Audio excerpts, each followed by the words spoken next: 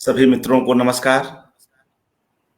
किशन पटनायक जी पर चल रहे एकाग्र की यह 11वीं कड़ी है और इसमें हम लोग कुछ नए ढंग से बातचीत करेंगे। कोई भी सामाजिक राजनीतिक व्यक्तित्व हो, कई बार ऐसे क्षेत्रों में रहते हुए उसके दूसरे पक्ष ओझल हो जाते हैं हमारी नजरों से। किशन पटनायक जी के व्यक्तित्व में भी कुछ ऐसे पक्ष हैं जिन पर कुछ और अधिक सघनता से विचार करने की जरूरत है। यद्यपि पिछले वक्ताओं में से कुछ एक ने उस ओर हमारा ध्यान आकृष्ट किया, मगर विस्तार पूर्वक बातचीत नहीं हो पाई। मेरा आशय किशन पटनायक के भीतर गहरे बैठे साहित्यिक कलाकार मन की ओर है।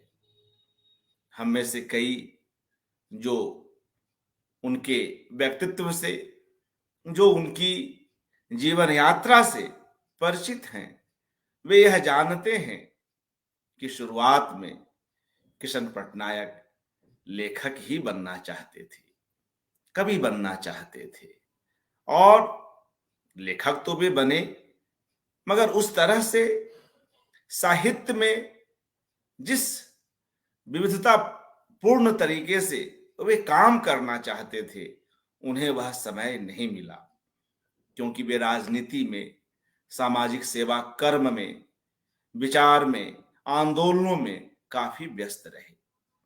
मगर पूर्व की कड़ियों में कुछ एक वक्ताओं ने यह बात भी रेखांकित की कि कैसे वे पेंटिंग बनाया करते थे, कविताएं लिखा करते थे।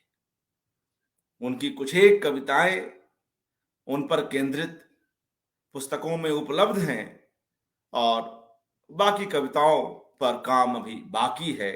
उन्हें आगे देखने की जरूरत है कि किस तरह से उसे संकलित किया जाए, संपादित किया जाए। इन्हीं सब मुद्दों पर बात करने के लिए मित्रों, आज हमारे साथ शर्मिला जालान जी उपस्थित है। आप सभी मित्रों की ओर से मैं उनका हार्दिक स्वागत करता हूं। जी अभिनंदन शर्मिला जी, नमस्कार। नमस्कार। और मित्रों, यह भी किसी एकाग्र के लिए आवश्यक है कि हम किसी व्यक्तित्व के विभिन्न पक्षों को लेते हुए चलें, अधिक से अधिक उससे जुड़े प्रसंगों पर यहां चर्चा हो सके। तो इस कड़ी में आज किशन पटनायक जी की कविताओं पर चर्चा होगी। उन कविताओं का पाठ भी शर्मिला जी करेंगी। उन कविताओं का क्या महत्व है, लोग उनके बारे में क्या राय रखते हैं, इस पर भी बात होगी। और साथ में कुछ एक पत्रों को भी शर्मिला जी हमारे साथ साझा करेंगी। मगर सर्वप्रथम वे अशोक सेक्सरिया जी के माध्यम से कैसे किशन पटनायक से मिलती हैं, यहां से बातचीत शुरू होगी और फिर क्रमशः हम लोग आगे बढ़ेंगे। जी शर्मिला जी, आपसे अनुरोध कि अपनी बात आरंभ करें। नमस्कार अर्पण जी। सबसे पहले तो अर्पण जी, मैं आपको साधुवाद देना चाहूँगी कि आपने किशन पटनायक पर एकाग्र शुरू किया और उसको अंजाम भी दिया। कई बार हम कई कार्यक्रम करना चाहते हैं, लेकिन योजना बनाते हैं और वो टल जाता है, लेकिन आपने इसको अंजाम दिया और 2 दिन पहले आपने 10:30 बजे भी इस कड़ी को या खंडित न हो, उसकी आपने कोशिश की। तो यह हमारे लिए एक बहुत सुंदर अवसर है, मेरे लिए सौभाग्य की बात है कि आपने इस कार्यक्रम में मुझे भी आमंत्रित किया। यहाँ पर पिछले दिनों में जो 10 वक्ताओं को सुनती रही हूँ, उनमें अरविंद मोहन जी, प्रयाग शुक्ल जी, राजेंद्र राजन जी, नवीन जी, आनंद कुमार जी, चंचल मुखर्जी, अफलातून, लिंगराज प्रधान और कल योगेंद्र यादव जी, सभी ने किशन जी के कई पक्षों पर, राजनीतिक पक्षों पर बहुत विस्तार से, सुचिंतित ढंग से अपनी अपनी बातें रखी। और किशन जी के जाने के बाद, इतने वर्षों के बाद किशन जी की किस तरह से हमें ज़रूरत महसूस हो रही है और किशन जी के विचारों को लेकर उन्होंने अपने तरह से अपनी अपनी बातों को रखा। उनकी बातों को सुनते हुए यह सच है कि सभी वक्ताओं को सुनते हुए मेरे लिए हर दिन किशन जी पर बोलना कठिन होता गया है। मुझे नहीं पता कि मैं जो बोलूँगी वह आप लोगों के लिए कितना उपयोगी होगा, क्योंकि हम सभी जानते हैं किशन जी ने जो वैचारिक राजनीतिज्ञ थे, उन्होंने एक विकल्प खड़ा किया राजनीति में। लेकिन आज मैं उनके साहित्यिक पक्ष पर, उनकी कविता पर, उनके पत्रों पर और उनके उन लेखों का पाठ करूँगी और उन पर बात करूँगी जो बहुत सुचिंतित ढंग से, वैज्ञानिक ढंग से लिखे हुए हैं, जिसमें विचारों की गहनता है और जिसमें गहन संवेदना भी है। अन्य वक्ताओं को सुनते हुए मैं ये भी बात मेरे मन में आ रही थी, कई वक्ताओं ने अपनी बातें साझा भी की कि वे किशन जी से कब मिले, कैसे मिले। और जब मैं उनको सुन रही थी, तो मैं यह भी सोच रही थी कि मैं आप लोगों से, आप सभी हमारे ही लोग हैं और मैं कुछ लोगों की किताबों को भी मैंने अच्छी तरह पढ़ा है, तो मेरी एक आत्मीयता भी कई लोगों से बनती है। तो मुझे ऐसा लगा कि मैं यह बात आप लोगों से साझा करूँ। उस विशेष कालखंड की बात मैं करना चाहती हूँ, जब कलकत्ता में 16 लॉर्ड सिन्हा रोड में अशोक जी के यहाँ पे कई लोग आया करते थे। किशन जी को मैं अकेले याद नहीं कर पा रही। किशन जी को जब मैं याद करती हूँ, तो मुझे सच्चिदानंद सिन्हा भी याद आते हैं, सुनील भी याद आते हैं। यानी 16 लॉर्ड सिन्हा रोड का वह जो कमरा था, कभी-कभी अब मैं जब बैठकर सोचती हूँ, तो मुझे ऐसा लगता है कि वह कोई ऐसा मंदिर था या ऐसी कोई दरगाह थी, जहाँ दरवेशों का मेला लगा हुआ था। अशोक जी स्वयं एक दरवेश थे, सूफ़ी, जैसा कि मैंने पिछले भी वक्तव्य में अशोक जी पर बात करते हुए कहा। और जैसे-जैसे साल गुज़रते जा रहे हैं, वैसे-वैसे अशोक जी का यह गुण मुझे और भी ज़्यादा, मैं महसूस कर रही हूँ इस बात को। और एक दरवेश से मिलने कई दरवेश आ रहे हैं, यानी मेला लगा हुआ है। दरगाह में मेला लगा हुआ है दरवेशों का। किशन पटनायक आ रहे हैं, सच्चिदानंद सिन्हा आ रहे हैं, सुनील आ रहे हैं और भी कई लोग जो बहुत विकसित लोग हैं, वे आ रहे हैं। प्रयाग शुक्ल को वहाँ पर प्रयाग जी से मेरा मिलना हुआ, प्रभाकर जी से मिलना हुआ, प्रभाकर सिन्हा, प्रबोध कुमार, जिन्होंने बेबी हालदार को लिखने के लिए प्रेरित किया, उनसे मिलना हुआ। तो वो एक ऐसा समृद्ध समय था जहाँ पर एक साथ बहुत तरह के लोगों से मिलना हो रहा था। और उसमें यह जो बात समझ में आ रही थी कि यह एक कोई ऐसी जगह है, एक पवित्र सा स्थल, जहाँ पर लोगों को यह अपने आप लोगों के मन में यह बात आती है, जो वहाँ रुक गए और जो वहाँ पे बार-बार आ रहे हैं और बाद के दिनों में भी आ रहे हैं, कि जीवन में छोड़ना पड़ता है। ऐशनाएँ जो हैं वो छोड़नी पड़ती हैं और छूटती हैं।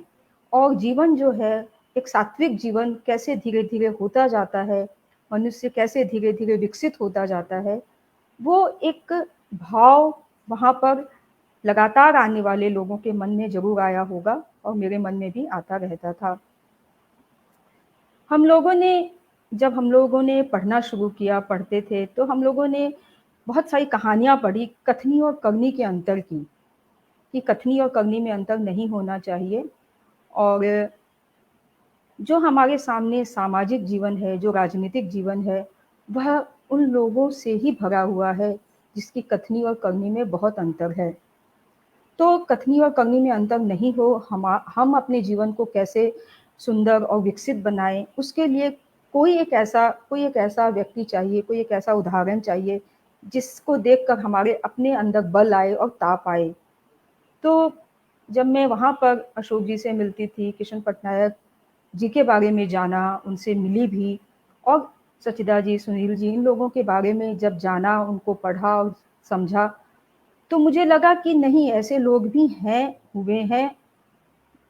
और एक तरह से यह जो पूरा एक संसार था, यह एक ऐसा संसार था जिससे ऐसा लग रहा था कि अपने जीवन में गांधी को देखना है।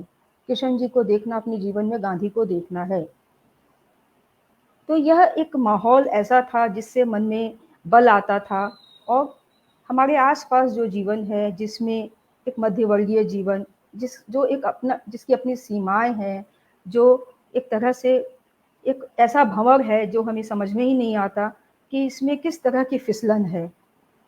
आस-पास जो माहौल है उसमें घृणा, लोभ और स्वार्थ, इन सब चीज़ों से अपने को निकालना, अपने को बचाना, अपनी दुर्बलताओं को देख पाना, ये सारा तभी संभव हुआ जब मैं उन लोगों को याद करती हूँ, किशन जी को याद करूँ, अशोक जी को याद करूँ, सचिदा जी, सुनील, इन लोगों को याद करती हूँ तो। किशन जी से जो मेरी मुलाकात हुई, वह इस तरह की मुलाकात थी जिसमें बहुत बातचीत नहीं थी। अशोक जी का घर लॉर्ड सिन्हा रोड में था, मेरा कॉलेज भी लॉर्ड सिन्हा रोड में था, तो मैं दोपहर के समय अशोक जी के पास थोड़ी देर हो लेती थी। और कभी जब कोई आने वाले होते हैं और जब अशोक जी स्वयं बोल देते थे कि किशन जी आने वाले हैं या कृष्णा जी आने वाली हैं या प्रयाग जी आने वाले हैं, तब मैं निकल के चली जाती थी वहाँ पे। तो दोपहर के समय जब भी मैं गई वहाँ पे, किशन जी को देखा, किशन जी के बारे में मेरे मन में यह धारणा थी कि राजनीतिज्ञ हैं, जोर-जोर से बोलने वाले और हट्टे-कट्टे, लंबे कद और उस तरह का। लेकिन जब मैंने उनको देखा तो मैंने देखा कि वो दुबले-पतले, शांत, शिष्ट और बहुत धीरे अपनी बातों को बोलने और रखने वाले ऐसे सरल और सहज इंसान थे, जिनके अंदर वात्सल्य जो मैं देख रही थी, वात्सल्य भी था, स्नेह भी था। मैं जब जिस जिस समय मैं वहाँ पर जाती थी, वे या तो भोजन कर रहे होते थे या करने वाले होते थे, फिर करके थोड़ी देर आराम करते थे। मैं ऐसा सोचती थी कि किशन जी शायद 2-3 घंटे आराम करेंगे, लेकिन वो 5-7-10 मिनट के बाद वो उठकर बैठ जाते थे और बात करने लग जाते थे। तो ये एक बात मेरी जो कंडीशनिंग थी कि दोपहर में खाने के बाद इतना लंबा आराम किया जाता है, वो जो है लर्न अनलर्न मैंने किया उस बात को। उसके बाद एक बार की बात है कि किशन जी कोई बात कह रहे थे, मैं उनसे कुछ पूछ रही थी और मेरे मन में ये था कि किशन जी हैं, किशन जी के बारे में अशोक जी से सुन रखा था। अशोक जी जैसे बोलते थे कि कोई भी बात हो इनसे पूछो, इनको पत्र भी लिख सकती हो किशन जी को, किशन जी से बात करो, किशन जी से पूछो। और अशोक जी स्वयं उनके सामने ऐसे बैठ जाते थे जैसे कोई बच्चे हों और उनकी बात को सुनने लग जाते थे। किशन जी ऐसे कैसे है, ऐसे क्या हुआ, कुछ बातें वो करने लग जाते थे। तो मेरे मन में ऐसा था कि किशन जी कुछ बोल रहे थे तो मैं उनकी बात सुनकर मैंने कहा, जी किशन जी आप बिल्कुल ठीक बोल रहे हैं। फिर उन्होंने अपनी बात को थोड़ा-सा धीरे-धीरे, जैसे वो मुँह नीचा करके बोलते थे और सामने जो बैठा उसको देखते नहीं थे। जैसे हमारे अशोक जी की आदत थी कि जो बोल रहा होता था उसको वो देखते थे, उसकी आँख में आँख मिला के बात सुनते थे। लेकिन किशन जी मुँह नीचा करके बात करते थे बहुत धीरे-धीरे। तो उन्होंने फिर एक बात कही तो मैंने कहा कि जी किशन जी आप बिल्कुल ठीक बोल रहे हैं। फिर मैंने तीसरी बार जब ये बात कही तो किशन जी हँसे, मुस्कुराए और बोले, "इतनी जल्दी मत कहो कि मेरी बात सही है। उस पर सोचो, विचार करो, उसके बाद कहो मेरी बात सही है।" यह मेरी यह मुझे उन्होंने दूसरा टूल दिया। मेरे दिमाग की जो कंडीशनिंग थी कि पुरुषों से बहस नहीं करना चाहिए, पुरुषों को हाँ बोलना चाहिए या फिर वरिष्ठों को हाँ बोलना चाहिए या फिर वे लोग जिनसे हम कभी मिलते हैं, कम मिले हैं, उनसे कोई भी प्रश्नोत्तर नहीं करना चाहिए। तो यह जो मेरा एक संस्कार था, वह भी वहाँ से मेरी मुझे लगा कि मैं रास्ते भर उस बात को सोचती हुई आई और फिर मैंने बाद में अशोक जी को भी ये बात कही और मैंने जो 2005 में सामयिक वार्ता का जो विशेषांक निकला किशन पटनायक पर, उसमें मैंने उसी बात को लेकर एक छोटा सा संस्मरण लिखा। तो यह मेरे लिए एक अलग तरह की बात थी, क्योंकि मैं जिस माहौल और परिवेश से आ रही थी, वहाँ पर मेरी कंडीशनिंग अलग तरह की थी।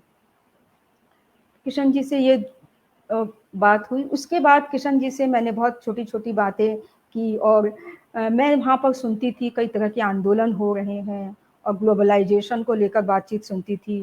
फिर ग्लोबलाइज़ेशन पर सुनी, उनके भी कई पुस्तिकाएँ उनकी निकलती थी, कई तरह की बात होती रहती थी, वो सब मैं सुनती रहती थी। तो मैंने उनसे किशन जी से एक दिन कहा कि किशन जी, हम लोग कैसे काम करें? एक तो हम लोग ज़्यादा निकल नहीं पाते और फिर हमारे घर में इतना काम होता है कि हम लोगों को फुर्सत ही नहीं मिलती कोई काम करने की। तो किशन जी ने कहा कि इतना काम होता है, क्यों घर में सहायक होंगे? मैंने कहा हाँ, बिल्कुल सहायक हैं। अ अ, कपड़े धोने नहीं पड़ते, बर्तन नहीं मलने पड़ते और झाड़-पोंछ नहीं करना होता है। लेकिन उसके बाद भी न जाने इतना काम, हम 10 लोगों का परिवार है, इतना काम कहाँ से होता कि यदि मेरी माँ जो हैं, यदि वो घर में हम बहनों को देखें, तो वो कहेंगी बैठो मत काम करो। तो हम कैसे कुछ भी करें और कैसे जाएँ, लोगों से मिलें, एक्सपोज़र कैसे हो? तो किशन जी फिर हल्का-सा मुस्कुराए और बोले कि कुछ करना हो तो एक कोने में घर में बैठकर भी किया जा सकता है। पत्र लिखे जा सकते हैं, लिखना-पढ़ना हो सकता है और किताबों से जुड़ना ही अपने आप में एक बड़ी दुनिया जो है वो खुल सकती है।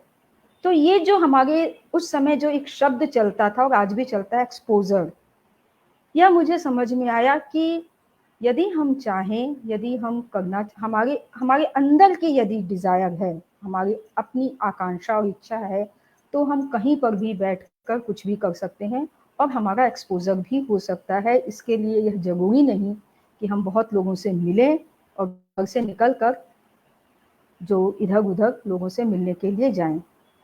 इस तरह की जो बातें थी, उससे मेरा किशन जी के प्रति एक अनुराग और लगाव हुआ और इस कारण ही आज के कार्यक्रम में मुझे ऐसा लगा कि मेरे पास ऐसा कुछ भी नहीं है जो कि मैं साझा करूं, लेकिन फिर भी मुझे ऐसा लगा किशन जी पर कार्यक्रम हो रहा है, तो मैं उनकी कोई चीज़ों का पाठ ही भले ही कर दूं। यहाँ पर जब मैं सुल्ला लॉर्ड सिन्हा रोड को बात कर रही हूँ, किशन जी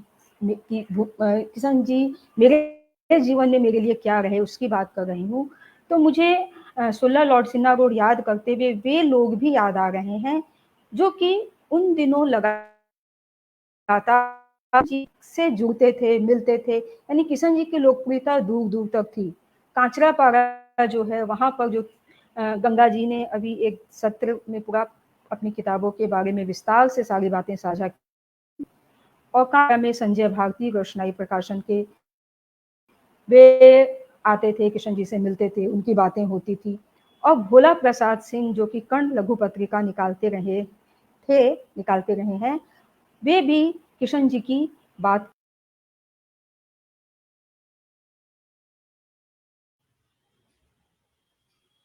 जी मित्रों, मुझे लगता है कि अचानक कनेक्शन कट जाने से कुछ दिक्कत हो रही है और संभवतः शीघ्र ही शर्मिला जी हमसे जुड़ेंगी।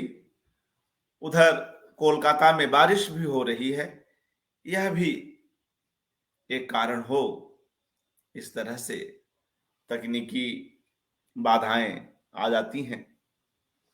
जब आज के इस सत्र में किशन पटनायक जी की जो साहित्यिक जिस तरह की प्रवृत्ति रही, इस पर चर्चा हो रही है और कुछ एक कविताओं को शर्मिला जी यहां पढ़ेंगी भी, तो जब तक वे आ जाएं, मैं एक दो कविताएं किशन जी की लिखी हुई यहां पर पढ़ता हूं।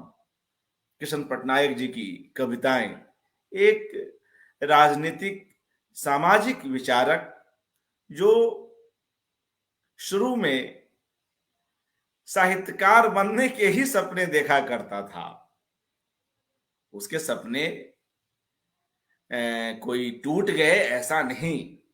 वह राजनीति और सामाजिक कर्म और अ, वैचारिक आंदोलनों में और उस तरह की पत्रकारिता में मशगूल हो गया तो चीजें आगे पीछे हो जाती हैं। मगर जो स्वभाव है व्यक्ति का, वह तो उसके साथ बना ही हुआ होता है। किशन पटनायक जिस तरह से सक्रिय राजनीति में रहते हुए कैसे अपने आप को राजनीति की गंदगी से दूर करते रहे हैं, हम इसे भी जानते हैं।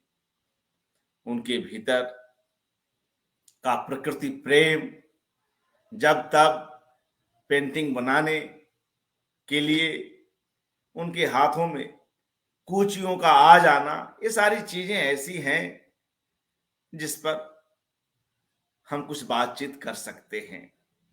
क्योंकि ये सभी भी उस सर्जक, उस स्वप्न दृष्टा व्यक्तित्व के ही घटक है, उसके ही अविभाज्य अंग है। तो ये कुछ एक कविताएं मैं यहां पर रखता हूं और इस बीच यह उम्मीद भी करता हूं कि वे शीघ्र हमसे जुड़ेंगे। किशन पटनायक की एक कविता है, अंधकार का अर्थ बदलने के लिए। अंधकार का अर्थ बदलने के लिए भोपाल गैस त्रासदी की बरसी पर केन सारोबीवा की स्मृति में मुझे यह बात कहते हुए कुछ अच्छा लग रहा है कि मैंने भी केन सारोबीवा को जब फांसी दी गई तो उस वक्त उन पर कुछ एक कविताएं लिखी थी। तो आज किशन जी जब भोपाल गैस त्रासदी की बरसी पर केन सारोबीवा को याद करते हैं तो मुझे इस कविता से कुछ अतिरिक्त लगाव भी हो जाता है, क्योंकि मेरा भी कभी मन, संवेदनशील मन या किसी भी संवेदनशील व्यक्ति का मन केन सारोबीवा की फांसी से दहाल उठता है, दहाल उठा था। हम सभी जानते हैं नाइजीरिया की वह बेहद क्रूर घटना एक मानवाधिकारवादी के साथ जो हुई थी। खैर, तो पहले यह कविता सुनते हैं किशन पटनायक जी की। अंधकार का अर्थ बदलने के लिए भोपाल गैस त्रासदी की बरसी पर केन सारोबीवा की स्मृति में किशन पटनायक लिखते हैं, मृत्यु अगर आएगी फिर कभी मेरे लिए, मृत्यु अगर आएगी फिर कभी मेरे लिए, किसी एक आश्विन या आषाढ़ या वैशाख के संध्या क्षण में वंशवती नदी के तट पर, वंशवती नदी के मनोरम अंधकार में, जब होंगे हम एक नाव पर सवार जिसका चालक एक बालक होगा, जिसका चालक एक बालक होगा और अंधकार घना होता जाएगा, तब होगा एक अच्छा साक्षात्कार मृत्यु से। जब होंगे हम एक नाव पर सवार जिसका चालक एक बालक होगा और अंधकार घना होता जाएगा, तब होगा एक अच्छा साक्षात्कार मृत्यु से।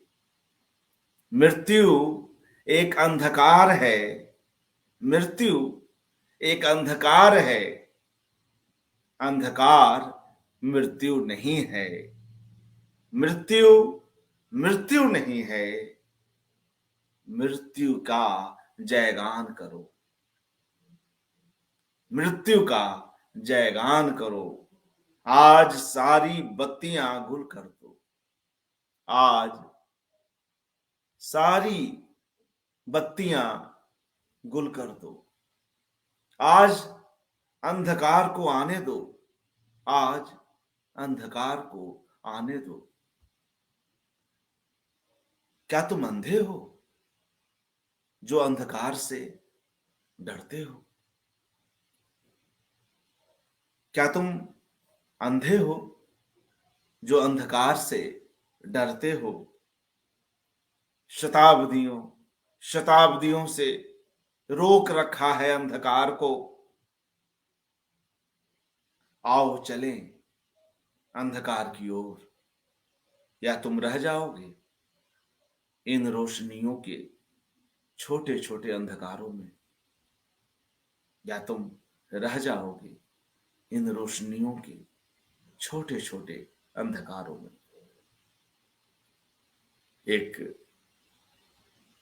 इस तरह के समर्पित व्यक्तित्व किस तरह की कविताएं लिखता है, कितने तरह के सवाल उठाता है, कैसे एक दूसरे ही रूप में हमारे सामने आता है। इसको हम किशन पटनायक जी की ऐसी कविताओं में पढ़ सकते हैं, देख सकते हैं, समझ सकते हैं। ऐसी कुछ एक और कविताएं हैं, मगर इसके पूर्व मैं सोचता हूं कि एक बार शर्मिला जी से फोन पर संपर्क कर लूं। क्योंकि ऑनलाइन हूं तो इस समय सारे काम ऑनलाइन ही संभव है। जी, आप कोशिश करें मोबाइल से आने की। हाँ, मैं तब तक कुछ मित्रों के साथ बातचीत कर रहा हूं, आप मोबाइल से आए। कोई बात नहीं, नहीं नहीं, आप आइए, कोई दिक्कत नहीं, आइए, स्वागत। कुछ समस्या आ गई है उनके लैपटॉप में, शर्मिला जी के मित्रों, तो वे अभी हमारे साथ मोबाइल से जुड़ेंगी और एक दो बातें किशन जी को लेकर करता हूं। कुछ एक कविताएं वे स्वयं पढ़ेंगी, इसलिए कविताओं के पाठ को रोकता हूं। मगर एक चीज यह कि इस अवसर पर हम किशन पटनायक जी की कुछ कृतियों से भी गुजरते चले। पूर्व में भी हमने गंगा प्रसाद जी द्वारा संपादित किताबों को यहाँ पर दिखलाया था, जिनमें किशन पटनायक जी के लिखे हुए आलेख संकलित हैं। उसके अलावा और ऐसी कई महत्वपूर्ण पुस्तकें जिनकी चर्चा यहाँ लगातार होती रही है, उनके संदर्भ दिए गए हैं। चाहे विकल्पहीन नहीं है दुनिया पुस्तक हो, या राजनीतिक दृष्टि पर लिखी हुई उनकी पुस्तक हो, या किसान आंदोलन पर लिखी हुई उनकी पुस्तक हो। मगर एक बार जब कुछ समय हमारे पास है तो क्यों नहीं विधिवत उन पुस्तकों को यहाँ पर हम दिखाते चले और उसके बाद आगे की बातचीत जारी करते हैं। हालांकि इनमें से अधिकांश किताबों पर हमारे वक्ताओं ने चर्चा की है। यह महत्वपूर्ण पुस्तक किशन पटनायक जी की भारत शूद्रों का होगा। इस किताब पर भी अरविंद मोहन जी ने चर्चा की थी और यह बात बतलाई थी कि कहीं भारत के पिछड़े तबकों में इसे लेकर कोई असंतोष या कोई असहजता का भाव तो नहीं आएगा। मगर जिस संतुलित ढंग से और जिस सच्चे मन से, जिस समावेशी रूप से कृष्ण पटनायक जी ने इसे लिखा, इन आलेखों को लिखा, तो ऐसी कोई बात नहीं होनी थी, नहीं हुई। भारत शूद्रों का होगा। इसके बाद यह किताब आप जानते हैं, विकल्पहीन नहीं है दुनिया, बेहद महत्वपूर्ण पुस्तक, बहुचर्चित, बहुपठित। तमाम लोगों ने इस किताब को पढ़ा, हाथों हाथ ली गई यह किताब खूब लोकप्रिय हुई। और यह जिस तरह से अपने ढंग से देशजता को, भारतीय राजनीति को, एशियाई भारतीय परिप्रेक्ष्य में लोकतंत्र को, समाजवाद को और विकल्पों को उठाती है, अपने आप में कई महत्वपूर्ण बिंदुओं की ओर हमारा ध्यान जाता है। विकल्पहीन नहीं है दुनिया, सभ्यता, समाज और बुद्धिजीवी की स्थिति पर कुछ विचार। और आगे यह किताब लोक शिक्षण, कृष्ण पटनायक जी अलग अलग विषयों पर भरपूर लेखन करते रहे हैं। सामयिक वार्ता में और अन्य पत्र पत्रिकाओं में वे मैनकाइंड से और दूसरी पत्रिकाओं से जुड़े रहे, और सामयिक वार्ता को तो खैर उन्होंने प्रारंभ ही किया और उसमें खूब लिखा। अन्य दूसरे पत्र पत्रिकाओं में भी उनके आलेख आते रहे, अलग अलग विषयों पर वह विचार करते रहे हैं। लोक शिक्षण उन्हीं में से एक, और इस किताब की भी हमने चर्चा की। यहां से भी हमने कई बार इस एकाग्र में कुछ प्रसंग लिए हैं, कुछ कोटेशंस लिए हैं। भारतीय राजनीति पर एक दृष्टि, और एक दो और किताबें हैं, और मुझे लग रहा है कि शर्मिला जी हमारे साथ जुड़ गई हैं। और यह भी एक खास पुस्तक, किसान आंदोलन दशा और दिशा। इसमें भी कृष्ण पटनायक गंभीरता पूर्वक किसान आंदोलनों को लेकर विचार करते हैं, कैसे वे ताकतवर हों, किस तरह से उनकी गति बने कि सरकार, चाहे वह केंद्र की हो चाहे राज्य की हो, उन्हें लेकर, उनकी समस्याओं को लेकर संजीदा हो।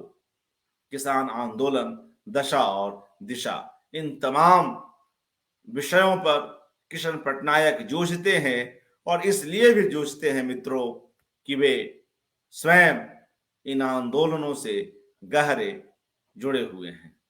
और यह पुस्तक कृष्ण पटनायक आत्मा कथ्य, इसमें भी जो आपने पूर्व में अरविंद मोहन जी की जो द्वारा पढ़ी गई जीवनी सुनी, वह इस किताब में संकलित है।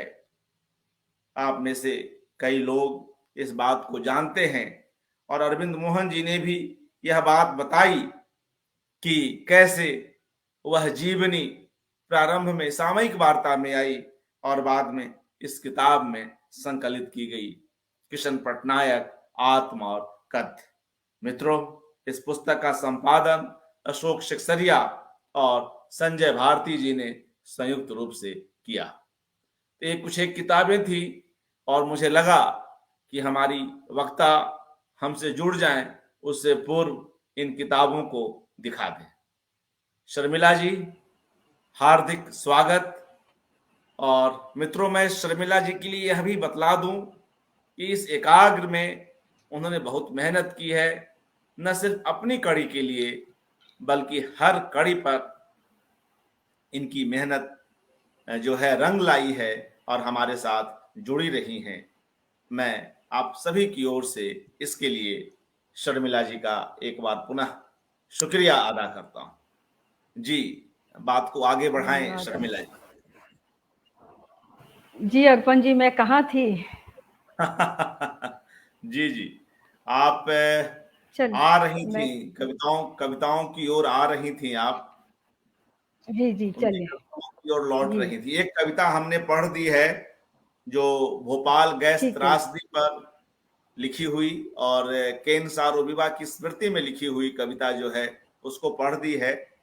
और आप जी उस तरफ बढ़ रही थी, कुछ और बातें कर रही थी। जी आप कहें। जी जी जी। तो मैं ये कह रही थी कि मैं 16 लॉर्ड सिन्हा रोड और उस कालखंड को याद कर रही थी, जब मैं अशोक सेक्सेरिया के यहाँ पे किशन जी से मिल रही थी। और किशन जी को जब मैं याद करती हूँ, तो वो मुझे अकेले याद नहीं आते, मुझे साथ में अन्य कई लोग भी याद आते हैं, सचिदा जी, सुनील जी, और वहाँ पर अन्य जो लोग आ रहे थे, जैसे संजय भारती, भोला जी और कई लोग जो उनसे मिलने आ रहे थे, उनको भी मैं याद कर रही हूँ। मैं किशन जी को जो मेरी मुलाकात हुई, उससे मेरी ये एक समझ बनी कि ये उस तरह की शख्सियत हैं और बड़े इंसान हैं, जो अंदर में जो हैं वे ही बाहर में हैं। अंदर और बाहर में उनके कोई फ़र्क नहीं, यानी कथनी और करनी में अंतर। जैसा कि आनंद कुमार जी ने पिछले दिनों अपने वक्तव्य में कहा कि उनके अंदर कोई ऐशनाएँ नहीं थी, और लिंगराज जी ने कहा कि 20 वर्ष उनके साथ रहने के बाद उन्हें ऐसा लगा कि वे संत थे, स्थितप्रज्ञ स्थिति में थे। यानी किशन जी को अपने जीवन में देखना एक तरह से गांधी को देखना है, और अपने जीवन में वह ताप और वह बल तभी आता है जब हम किसी ऐसे इंसान से मिल चुके होते हैं, जो इस तरह से अपने जीवन में छोड़ने के, यानी उनके पास पुरस्कार आया, पुरस्कार छोड़ दिया, राज्यपाल का पद आया, वह छोड़ दिया। तो यह जो छोड़ने का जो दर्शन है, वह दर्शन उन्होंने हम लोगों को सिखाया। मैंने पिछले दिनों उनकी जब मैं कविताएँ पढ़ रही थी, तो भोला जी से मेरी बात हुई थी। भोला, मेरी आवाज़ आ रही है अर्पण जी? जी जी आ रही। जी ठीक है। जी, ठीक है। तो कर्ण पत्रिका के संपादक, कर्ण लघु पत्रिका है, उसके कई अंक भोला जी ने निकाले। वे कांचरापाड़ा में रहते हैं, वरिष्ठ हैं, और उनसे मेरी किशन जी की कविताओं पर बात हो रही थी। तो उन्होंने जो बातें कही और हम लोगों ने जो बातें की, वह बातें मैं कविताओं को, उनकी कविताओं को पढ़ने के पहले कुछ बातें वो करना चाहूँगी। और उसके पहले मैं ये भी कहना चाहूँगी कि किशन जी अपने जीवन में, जैसा कि अर्पण जी ने कहा, वो लेखक बनना चाहते थे। हर दिन, अरविंद मोहन जी ने कहा कि हर दिन वो एक कविता लिखते थे, और प्रयाग जी ने बताया ही कि वो अंकन भी करते थे, चित्रांकन भी करते थे। तो किशन जी का जो मन था, वो साहित्यकार का मन था, और किशन जी अ, गहरी रूप से साहित्य और कला से वो जुड़े हुए थे। यहाँ पर मैं किशन जी की एक बात रखना चाहूँगी, जो कि उन्होंने कहा जब वो लेखक बनना चाहते थे, और अ, उन्होंने जो किताब के बारे में अपने पढ़ने के बारे में, अपने बचपन की जो बात उन्होंने लिखी है अपने आत्मकथ्य में, और मैं आज जो कुछ पढ़ रही हूँ वो खास ज़्यादातर ये जो पुस्तक है, इसी पुस्तक को मैं केंद्र में रखकर अपनी बातें करूँगी। किशन जी ने कहा एक जगह, किशन पटनायक आत्म और कथ्य जो शीर्षक है उसमें, कि जब हम कॉलेज में पढ़ते थे तो साहित्य और विचार जगत में जॉर्ज बर्नार्ड शॉ की दुदुम्बी बजती थी, और 1950 में मृत्यु होने तक बर्नार्ड शॉ विचार जगत के सम्राट थे। मैंने बर्नार्ड शॉ को पढ़ना शुरू कर दिया। पढ़ने के बाद मुझे लगा कि मैंने सचमुच एक बड़े लेखक को पा लिया है। बर्नार्ड शॉ की किताबें ऐसी थी जिनमें नाटक और प्रीफेस दोनों होते थे।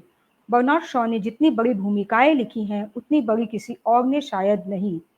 हर प्रकार के समसामयिक वैचारिक क्षेत्र में उनका प्रवेश भूमिका के माध्यम से होता था। मैंने दोनों को मिलाकर पढ़ना शुरू किया। इसके पहले 3 नाटकों के संग्रह पेंगुइन की सीरीज में पढ़े थे। मैंने जब बर्नार्ड शॉ को पढ़ना शुरू किया तो मुझे प्रायः 3 साल तक की पढ़ाई की सामग्री मिल गई। मेरे जीवन में मिस्टर राव, जो उनके अध्यापक रहे, उनका बड़ा अवदान था।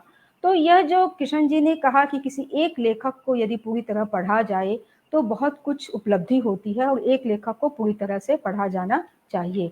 यह अपने आप में जानने और समझने की बात है।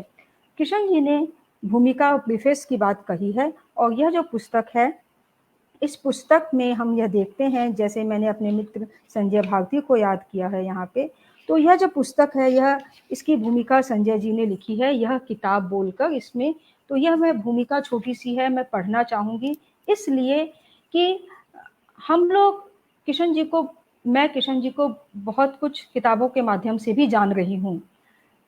उनके जो उनका मानसिक आयतन, उनके जीवन की वो बातें, जो कि बहुत सारी बातें मुझे नहीं मालूम थी, वो किताब के माध्यम से मालूम हुई। तो एक किताब को तैयार करने में किस तरह से उसकी तैयारी होती है, कितने लोग जो हैं उसके लिए श्रम करते हैं और कितने लोग उपस्थित होते हैं, उन सारी बातों को भी हमें जानना ज़रूरी है। और मैंने जैसा कहा कि मेरी उपस्थिति सिर्फ मेरी उपस्थिति ही नहीं है, आप ये महसूस करेंगे कि मैं अन्य जितने लोगों का नाम ले रही हूँ, वे भी किशन जी को उसी शिद्दत से याद करते हैं, जिस तरह से मेरा अनुराग है किशन जी के प्रति, और मुझे किशन जी का जो वात्सल्य मिला, स्नेह मिला, वो अन्य लोगों को भी मिला है। संजय जी कहते हैं, यह किताब को बनते बनते अरसा हो गया और अंततः यह प्रकाशित हो रही है, तो उसका सबसे बड़ा श्रेय स्वर्गीय किशन पटनायक की पत्नी वाणी मंजरी दासी का है। वाणी जी का प्रबल अनुरोध न होता तो इसके छपने में शायद और भी देर होती। किताब की यात्रा न सिर्फ बहुत लंबी बल्कि उतार चढ़ाव भरी रही। शुरुआत यूं हुई कि प्रीतीश आचार्य और अभय सिंह ने किशन पटनायक के जीवन का ब्यौरा उन्हीं के शब्दों में प्राप्त करने की योजना बनाई। किशन जी इस बात के लिए राजी हुए कि बातचीत में वे अपने जीवन के बारे में बताएंगे और इसे रिकॉर्ड किया जाएगा। उन्होंने इंटरव्यू के दौरान यह कहा था कि वो जो कह रहे हैं वह उनके जीवन का घटनाक्रम है। इसको आत्मकथा या संस्मरण कहना ठीक नहीं होगा। यह एक मसौदा होगा जिसे वे बाद में अच्छी तरह लिखेंगे। 2002-2003 के दौरान करीब 8-10 बैठक में किशन जी से बातचीत हुई, उसे रिकॉर्ड किया गया। यह बातचीत उड़िया में हुई, लेकिन 2003 के बाद उनसे इंटरव्यू कर बातचीत करने का मौका ही नहीं आया। किशन जी के निधन के बाद उनके जीवन का यह वृत्तांत ओडिया के पाक्षिक पत्र समदृष्टि में 14 किस्तों में छपा। यहाँ पर मैं यह भी कहूँगी कि ओडिया जो साहित्य है, उस साहित्य के भी कोई साहित्यकार या लेखक यदि किशन जी पर बोलने, वक्तव्य देने आए, तो वे भी कई तरह की बातें साझा कर सकेंगे, क्योंकि वहाँ पर भी किशन जी बहुत लोकप्रिय हैं अपनी तरह से।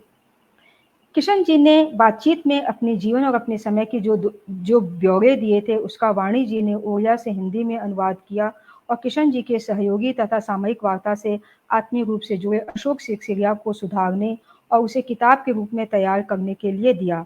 इस बात को भी अरसा हो चुका था। अशोक जी ने उसकी भाषा ठीक करने और बेतरतीब बातचीत के ब्यौरों को क्रमवार रखने का काम किया, लेकिन उनके सामने हमेशा यह सवाल रहा कि अब आगे किताब का क्या स्वरूप हो।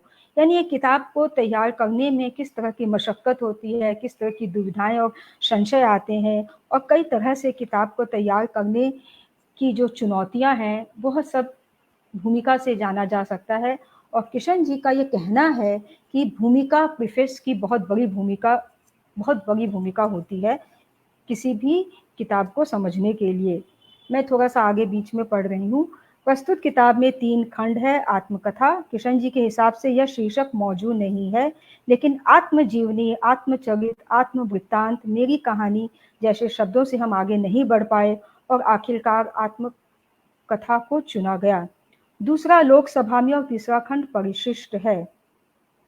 इसके बाद यहाँ पर वो कह रहे हैं कि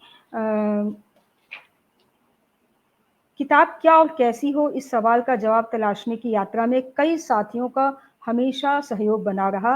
भुवनेश्वर के साथी प्रीतीश आचार्य जी के पास बहुत सारे संस्मरण होंगे, बहुत सारी बातें होंगी किशन जी के बारे में साझा करने के लिए। वे भी कभी उपस्थित होकर अपनी बातें साझा करें तो हमें लाभ मिलेगा। बनारस के संजय गौतम और भोपाल की राजुला शाह से अक्सर बातचीत होती रही। इस पुस्तक को तैयार करने में राजुला शाह और संजय गौतम जी की भी गहरी भूमिका है। इन साथियों ने किताब से संबंधित दुविधाओं, समस्याओं के साथ अपने को इस कदर जोड़ा कि वे भी इसके संपादक कहे जाएंगे। संजय जी ने ये बात कही है। उनकी सलाह से अधिक उनके विश्वास और भरोसे ने बल दिया। प्रीतीश और राजूला ने फ़ोन पर किशन जी की कविताएं सुनी, किताब के छोटे-छोटे विवरणों को घंटों सुना और अपना सुझाव दिया। किताब तैयार होने के बाद हमारे सामने समस्या थी कि इसका शीर्षक क्या हो, जो किताब के स्वरूप के मर्म को पकड़ सके। इस समस्या से आखिरकार हमें राजूला ने उबारा। राजूला ने यह शीर्षक तय किया, श्री अरविंद मोहन आदरणीय कश्मीर उत्पल। कश्मीर उत्पल जी का नाम मैंने नहीं लिया बहुत देर से। कश्मीर उत्पल जी की भी बहुत बड़ी भूमिका है इस पुस्तक में और किशन पटनायक से वे भी जुड़े हुए हैं। कश्मीर उत्पल के सुझाव और सहयोग की किताब बनने में भूमिका रही। यमुना और सारा के सहयोग के बिना फिलहाल किताब का निकलना संभव न होता। तो इस तरह से यह एक श्रद्धांजलि है और इस किताब पर मैं केंद्रित करके बात इसलिए कर रही हूँ कि बाद के दिनों में किताब के माध्यम से किशन जी के विचारों को लोग और अच्छी तरह जान समझ पाएंगे और उसको फैला पाएंगे। इस बात के बाद अब मैं किशन जी की कविताओं के ऊपर आती हूँ, जिस पर हम लोगों ने बात शुरू की थी और हम चाह रहे थे कि किशन जी की कविताओं का मैं पाठ करूँ। तो किशन जी की कविताओं पर भोला जी से जो मेरी बातचीत हुई, उनकी जो बातचीत है, उनकी बातचीत जो मुझे याद रह गई, वो मैं आप लोगों से साझा कर रही हूँ कि यहाँ पर इस पुस्तक में 3 कविताएँ हैं और तीनों कविताएँ पूरे फॉर्म में हैं। अगर एक तरह से देखा जाए, जो अभी अर्पण जी ने कविता पढ़ी, वो मृत्यु बोध जैसी कविता लगती है, लेकिन वो मृत्यु के खिलाफ है। जैसे वो कहते हैं, मृत्यु है अंधकार, अंधकार मृत्यु नहीं है। दूसरी बात यह कि वे मृत्यु की वंदना नहीं करते हैं। हमें जो लगता है, हम लोगों ने जो पढ़ी ये कविताओं को, कि इसकी अंतर्ध्वनि यह है कि मृत्यु आदमी के अंतिम क्षणों तक उसके साथ रहती है और जो सगे संबंधी दोस्त मित्र हैं, वे अपने अपने समय के साथ साथ छोड़ देते हैं, लेकिन मृत्यु आदमी के जीवन के अंत तक उसका साथ निभाती है, उसके साथ रहती है। इसलिए मृत्यु वंदना शायद किशन जी का प्रिय विषय भी रहा, क्योंकि जब वे उड़िया में लिखते थे और ज़्यादातर लोग यह उनके बारे में यही जानते हैं कि किशन जी विचारक हैं, राजनीतिक चिंतक हैं और लेकिन उड़िया साहित्य के साथ उनका गहरा लगाव रहा है और वे साखी और कृषक पत्रिका निकालते रहे हैं, संपादन का काम वे लगातार करते रहे हैं, यह तो हम सभी जानते हैं। दूसरी जो कविता है परिधियाँ, जिसका मैं अभी पाठ करूँगी, मैं आप लोगों से निवेदन करूँगी वह कविता आप पूरी सुनिएगा, बीच में आप न जाएं, क्योंकि वह कविता अद्भुत कविता है और पढ़ने में ऐसा लगता है कि हम मुक्तिबोध की फैंटेसी को पढ़ रहे हैं, मुक्तिबोध की फैंटेसी को देख रहे हैं। मुक्तिबोध में हम कहीं से कहीं चले जाते हैं, पहाड़ से बावड़ी, बावड़ी से पठार, पठार से गुंबद के किनारे हम चले जाते हैं। उसी तरह से इसमें भी एक के बाद एक चित्र आते चले जाते हैं, फैंटेसी के रूप में वो आते हैं और अचरज होता है यह देखकर कि किशन जी, जो कि राजनीतिक विचारक थे, इतना अच्छा राजनीति पर उनकी इतनी गहरी पकड़ थी और वैकल्पिक राजनीति का उन्होंने जो विकल्प हमारे सामने रखा, वो इस तरह से प्रयोगशील कविता लिख रहे हैं और अंधेरे में कविता जो है वो हमें याद आए बिना नहीं रहती। परिधियाँ जो कविता है उसका आयतन बहुत बड़ा है और उसका क्षेत्र भी बहुत बड़ा है। तीसरी कविता जो भोपाल गैस ट्रेजेडी पर है, जो कि शायद अर्पण जी ने अभी पढ़ी, मृत्यु पर शायद नहीं पढ़ी, तो उन्होंने उस पर गद्य भी लिखा है और बहुत सूक्ष्म रूप से लिखा है। और अगर इस कविता में यह हिंट नहीं दिया जाता कि यह भोपाल गैस ट्रेजेडी पर है, तो यह कोई भी अमानवीय कार्य जो है उसके ऊपर लिखी गई ये कविता के रूप में पढ़ी जाएगी और उस कविता को उस रूप में समझा और देखा जाएगा। एक बात यह भी है, उनकी कविताओं को पढ़ते हुए जो बात मन में आती है, जो भोला जी ने शेयर की मुझसे, कि उनकी रचनाओं में, जैसे उनकी कविताओं में या उनकी रचनाओं में वे कहीं भी हार नहीं मानते हैं। एक के बाद एक पार्टियां टूटती गई हैं और वे समझौता करने के बजाय छोटी पार्टियां बनाते रहे हैं, समाजवादी दल, जन परिषद। अब उनका यह सफर है समाजवाद से जन परिषद तक का जो सफर, समाजवादी पार्टी से जन परिषद तक का यह जो सफर है, यह बताता है कि वे सिद्धांतों के लिए बार बार पार्टियां तोड़ते रहे हैं, दल बदलते रहे हैं, और समझौता नहीं करना, यानी समझौता करना मृत्यु है। जो कविता है मृत्यु, वह इसी पर है कि समझौता करना जो है वही हमारी मृत्यु है। इसलिए उनकी कविताओं में मृत्यु बोध कई रूप में आया है। ये जो कविताएं हैं यह चौंकाने वाली कविताएं हैं, और किशन जी ऐसी कविताएं लिख सकते थे, लिख रहे थे, यह बात स्तब्ध करने वाली है। यह ठीक है कि विद्यार्थी जीवन में वे उड़िया साहित्य में लिखते थे, साहित्य रचना कर रहे थे, और लेकिन हिंदी में हम लोगों ने उनका जो रूप देखा है, सामयिक वार्ता के संपादक के रूप में, जन के संपादक के रूप में, और वैचारिक और राजनीतिक विचार वगैरह के रूप में, काव्य क्षेत्र के रूप में, तो उन्होंने ऐसी प्रयोगशील कविता लिखी वह स्तब्ध करती है। बाद में परिधियां कविता में एक स्वर गाएगा सुगंजना बोस। सुगंजना बोस ऐसा लगता है कि कोई काल्पनिक पात्र भी हो।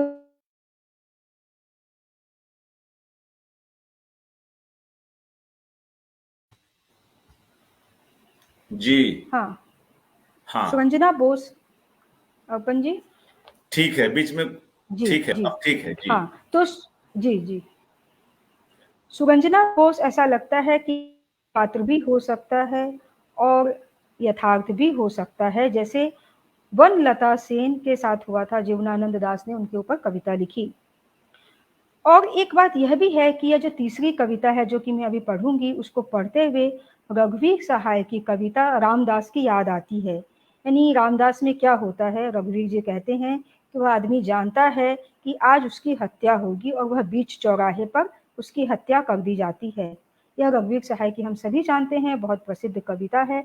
और इसको पढ़ते हुए हमें जो है, रघुवीर सहाय भी समाजवादी रहे हैं, वह भी हमें सारी बातें सब जुड़ती हैं, सारी बातें।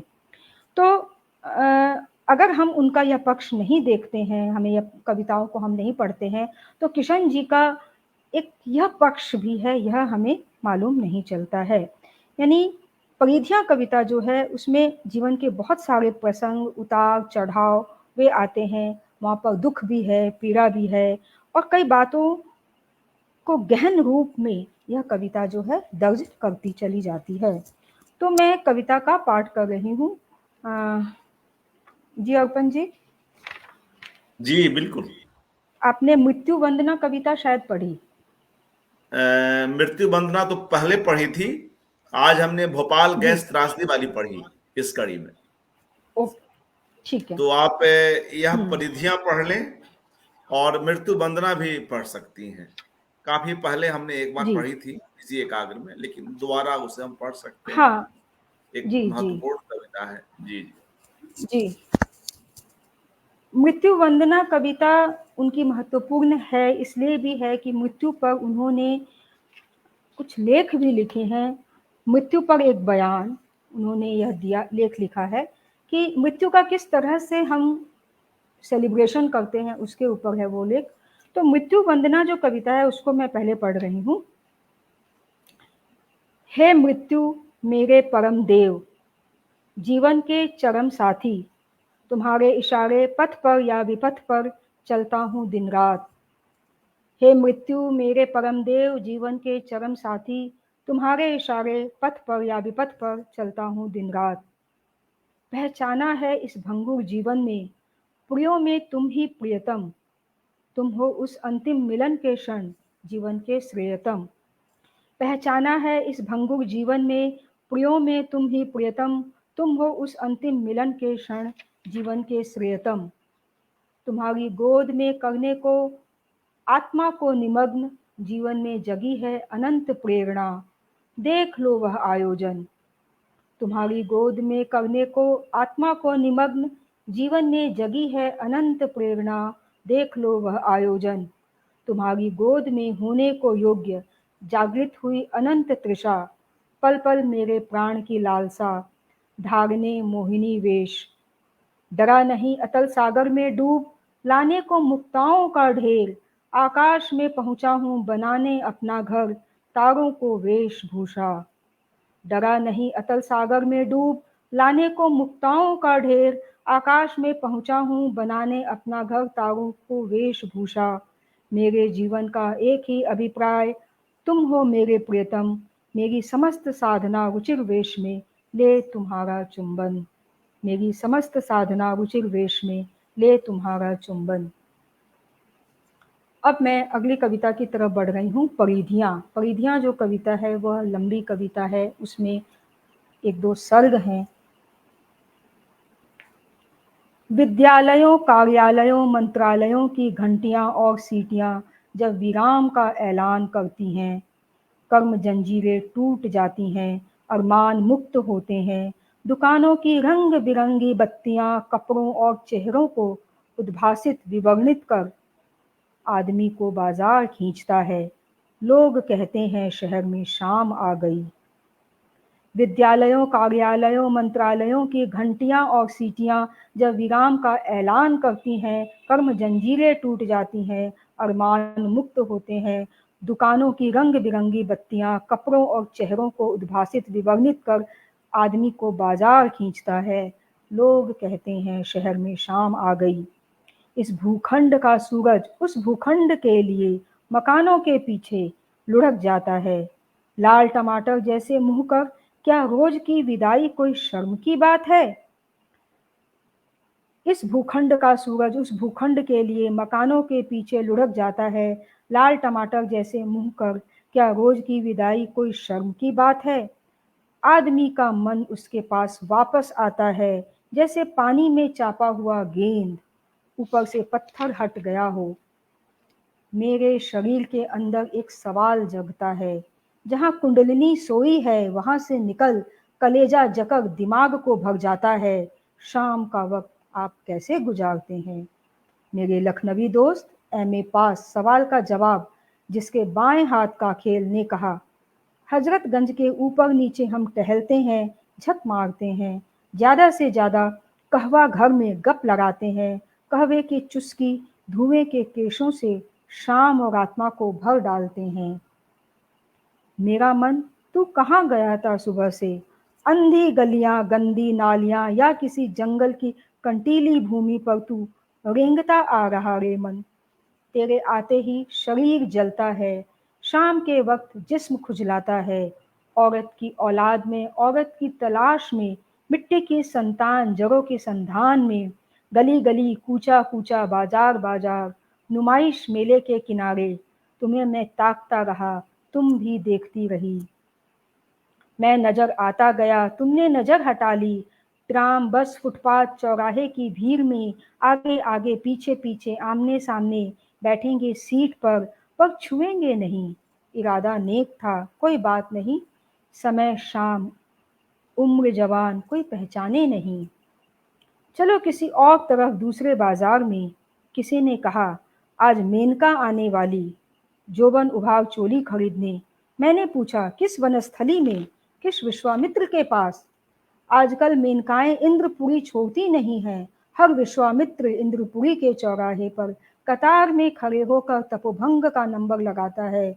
मन को बुद्धि से हटाकर, कर्म से मोह को पृथक कर, शरीर को शीत ताप में अधिष्ठित कर, दिन भर के संज्ञावरोध के बाद शाम का तपोभंग एक निहायत जरूरी सभ्य सम्मत नुस्खा है।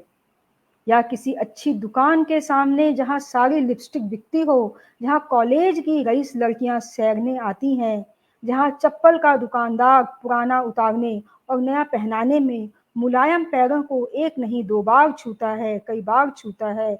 जिनको दूर से देखा है, उनकी पास से कल्पना करने के लिए, जिनका स्पर्श न मिला, उनकी सुगंधित परिधियों में शामिल होने के लिए। चलो दोस्त, आओ यार, किसी साड़ी या चप्पल स्टोर के बगल हम विचार विनिमय करें। ताजे समाचार पर चीन का खतरा मेरी समझ में नहीं के बराबर।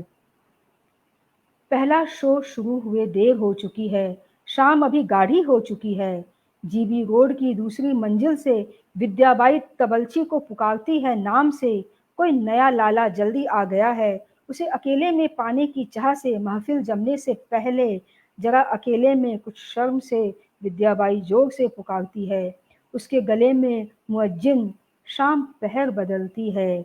उसकी आवाज़ में समय का संकेत था, प्यार था, बाजार था, नालियाँ थीं, चमन था, सहर थी, शाम थी, एक ऐलान, एक इबारत थी, रात थी, रियायत थी, मैं था, मेरा न भूत न भविष्यत था। समय और बाजार के एक संधि स्थल में मैं विद्याबाई खड़ा था।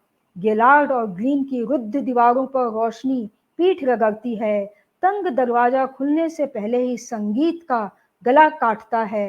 हेलो डाली, उफ, बिना बाथरूम के वे दिन दरवान सलाम करता है। पान की दुकान से रेडियो की चीखी आवाज, मदन मस्त तेल है, मदन मस्त तेल है, या कहो जवानी का वरदान। मिलावट की सर्दी में संपूर्ण संभोग के लिए रोज सोने के पहले, संध्या के बाद, निस्तब्ध देवालय, गंभीर प्रेक्षालय, रेस्तरां जगमगाता है। विद्याबाई घुंघरू पहने अब आखिरी दांव लगाती है। इस उषा की भूमि पर शाम की सभ्यता छा गई है। घुंघरुओं की तरंगों में आओ हम बहते चले, सफेद बाहों के पतवारों पर डगमगाते चले। हमें शाम बितानी थी, अब रात हो गई है। किसी साड़ी का छोर पकड़कर अंधकार तलाशने चले। हमें भगवन अब अंधकार दो, हमें विद्याबाई एक अंधेरे में लो, बिजली की रोशनी से शुद्ध अंधकार की ओर, ज्ञान से अज्ञान की ओर, तनाव से पीड़ा की ओर, जिंदगी की दीवारों से मृत्यु के द्वार की ओर, उद्भासित अवयवों के अंतराल में, आलोकित वक्षों की आड़ में, उजली बाहों को मरोड़ कर हमें रात्रि दो, मेघ दो, कोश दो, भौहें दो। विद्याबाई शरीर के सहस्त्र रोमकूप, तुम्हारी अंतरतम काली शीतल छाह में एक महा अंधकार का मरण स्पर्श दो, शरण स्पर्श दो, शरण स्पर्श दो। ये एक सर्ग है परिधियां कविता का। अर्पण जी। जी बिल्कुल। अब मैं दूसरा सर्ग जो है वो पढ़ रही हूँ। इसमें 3 सर्ग हैं और इसमें जो कविता में जो शब्दों का प्रयोग है, जो लय है, ओज है कविता में, वह अपने आप में स्तब्ध करती है। किशन जी की यह कविता हमें, यह कल्पना में प्रकाशित हुई थी। दूसरा जी, सर्ग, सुरंजना बोस। और जब सुरंजना मुक्तिबोध की बोस बात स्टेशन हुई, की मुंडेर। जी, मैं कह रहा हूं कि जब मुक्तिबोध की बात आपने की और उचित ही की, तो जी एक जी। जगह पर किशन पटनायक जी मुक्तिबोध की कविताओं को लेकर विचार भी करते हैं और वे कहते हैं इस बात को कि किस तरह जी चांद का मुंह टेढ़ा है कि कविताएं मूलतः एक ही कविता के प्रारूप है। यह जी बात किशन पटनायक जी मुक्तिबोध के इस संग्रह पर कहते हैं कि चांद का मुंह टेढ़ा है कि कविताएं मूलतः एक ही कविता के प्रारूप है। तो किशन पटनायक स्वयं बिल्कुल। कैसे मुक्तिबोध की कविताओं को पसंद करते रहे हैं, यह भी उल्लेखनीय है। और इस कविता में भी हम देख रहे हैं इस कविता की कैसी सघन संरचना है, कितनी सारी चीजें आ रही हैं, कितने तरह के बिंब आ रहे हैं।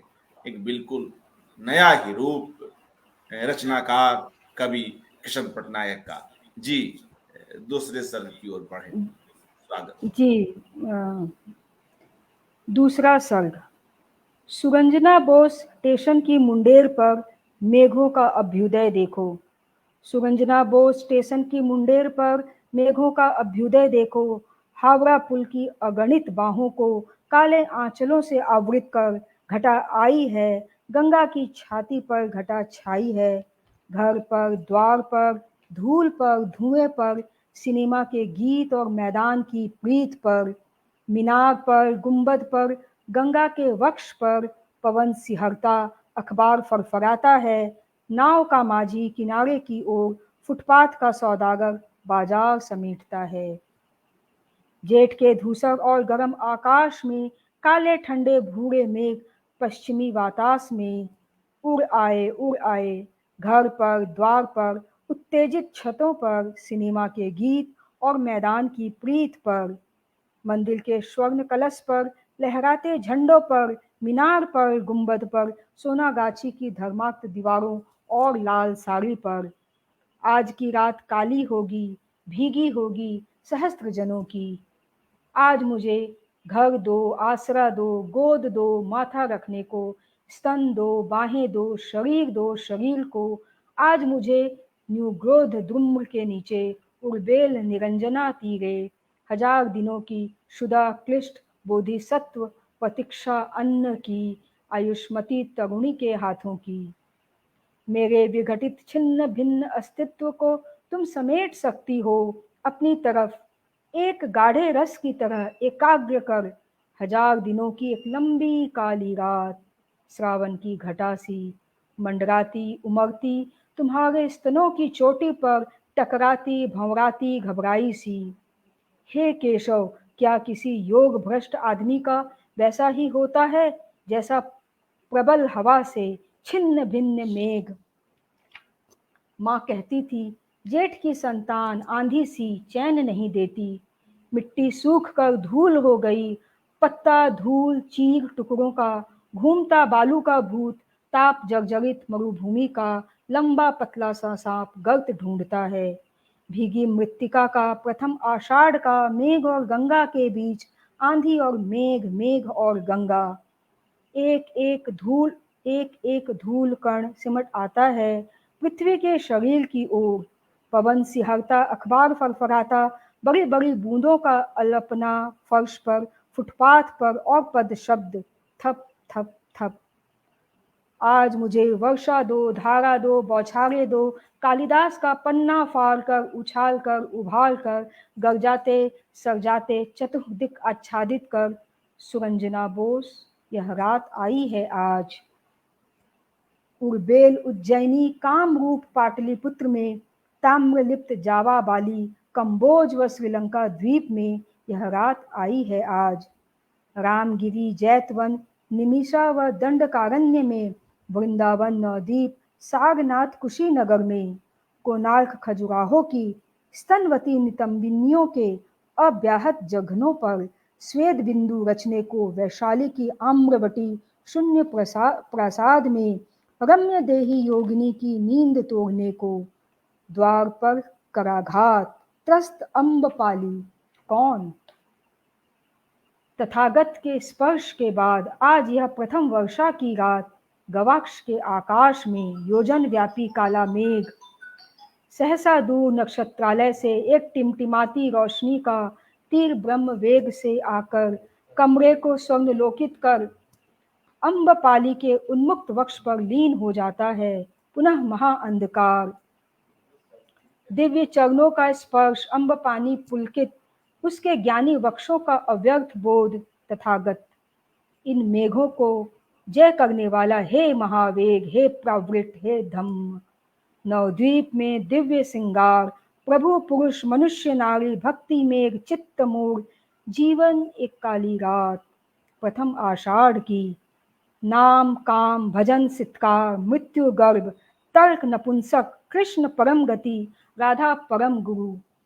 मुझे यदि पथ की प्रीत मिलनी है सो प्रभु, वैष्णवी की प्रीत कारण घुमक्कर बन जाऊं, उसका गान सुनूं, कृष्ण कृष्ण कहूं। मुझे यदि पथ की प्रीत मिलनी है सो प्रभु, वैष्णवी की प्रीत कारण घुमक्कर बन जाऊं, उसका गान सुनूं, कृष्ण कृष्ण कहूं। ये दूसरा सर्ग पूरा हुआ। तीसरा सर्ग जो है उसकी कविता मैं आगे पढ़ रही हूँ। तीसरा सर्ग। गोरी गोरी काली छायाएं अभी भी आती हैं, छम छम नाच कर वापस जाती हैं। बंद पैरों की आहट रोज शाम बुलाती है, चोरी चोरी आती है, छुप छुप जाती है। तुम्हें देखा था कहाँ गोकुल मन में, तुम्हें सुना था कहाँ मुरली स्वप्न में। नाजुक उम्र ने मुझे हर अदा का गुलाम बनाया, कमजोर ख्याल ने मेरे जहां को बर्बाद किया। बोदलियर की कविता मुझे शाम को सुलाती है, मेरी बच्ची मेरी बहन, इन उमंग भरे ख्यालों को सोचो। सफेद बाहें, अक्षत योनियां, भाजी बेचने वाली लाल लाल साड़ी की आसान परियां, 2 बजे रात की थकी हुई लौंडियां, मुंह से प्याज की गंध, निष्पेषित अचल योनियां, गांव से राजधानी तक, रेल प्रांत के छोटे बड़े जंक्शन, देवालय, जलाशय, नदी और सराय के तट, पहाड़ों में जब धुआं नहीं था, जंगलों में जब यंत्र नहीं था, जब नदियां स्वच्छ थी, नारी अनावृत थी, सांवले गालों में सरल गुमान था, भरे भरे स्तनों में अहर्त का ध्यान था, नजर में चुस्ती थी, कमर में शक्ति थी, पसीने की बदबू नहीं थी, हमेशा हमेशा हमेशा। यंत्र के पहले और सिनेमा के बाद अदाएं शैतानी थीं, गोधली की कुलिक कन्याओं के अबाध कंठ स्वर में आसन्न यौन की संभावनाएं थी। रत्नाकर जंगल की वह शाम जब मन को पैर चलाता था, सारथी विस्मृत था, सर्पों और वृश्चिकों के नख दंत फनों के दलदल में रथ चक्र फंस जाता था, पद्यवन दूर भागता था। गंदी नालियों की, अंधी गलियों की, फूलों के बाजार की, वृंत चित्त कलियों की, प्रसारित पपड़ियों की अस्फुट सिसकियां, वक्त की अनगिनत लाशें घबराए कंधों पर बदबूदार झोंकों से सांस खींचती है। कौन कहता है अतीत वापस नहीं आता, वह जाता ही कहाँ है। कौन कहता है अतीत वापस नहीं आता, वह जाता ही कहाँ है। पितृ पितामह की असंतुष्ट आत्माएं, विकृत इच्छाएं, अस्वस्थ छायाएं, इन तृष्णाओं को प्रज्वलित प्रकंपित करने वाला उपेक्षित अतिथि, यहाँ खाने को नहीं है तुम जाओ, यहाँ बारंदा नहीं है तुम जाओ, यहाँ अशुद्ध है, मृतक है, नाच एवं पानशालाएं बंद हैं, तुम ऊपर के गांव में जाओ, तुम नीचे के गांव में जाओ, तुम ईशान में जाओ, तुम अग्नि में जाओ, अंधेरे में आए थे हो उजियारे में जाओ। क्योंकि हमारी माताएं असामान्य सुंदरियां नहीं थी, क्योंकि हमारी माताएं अनर्पिता कुमारियां नहीं थी, क्योंकि हमारी माताएं विदाए माँ, विदाए वैश्याएं, विदाए हिजड़े, विदाए चित्र तारिकाएं, वैश्याएं जिन्होंने मुझसे नारित्व छुपाया, हिजड़े जिन्होंने मुझे यह सिखाया, पुंसत्व के अभाव में कामुकता बढ़ती है, चित्र तारिकाएं जिनकी अधनंगी तस्वीरों ने मेरी आहों को बाहों का सहारा दिया। यह कविता असंपूर्ण है, ऐसी अद्भुत कविता है अर्पण जी।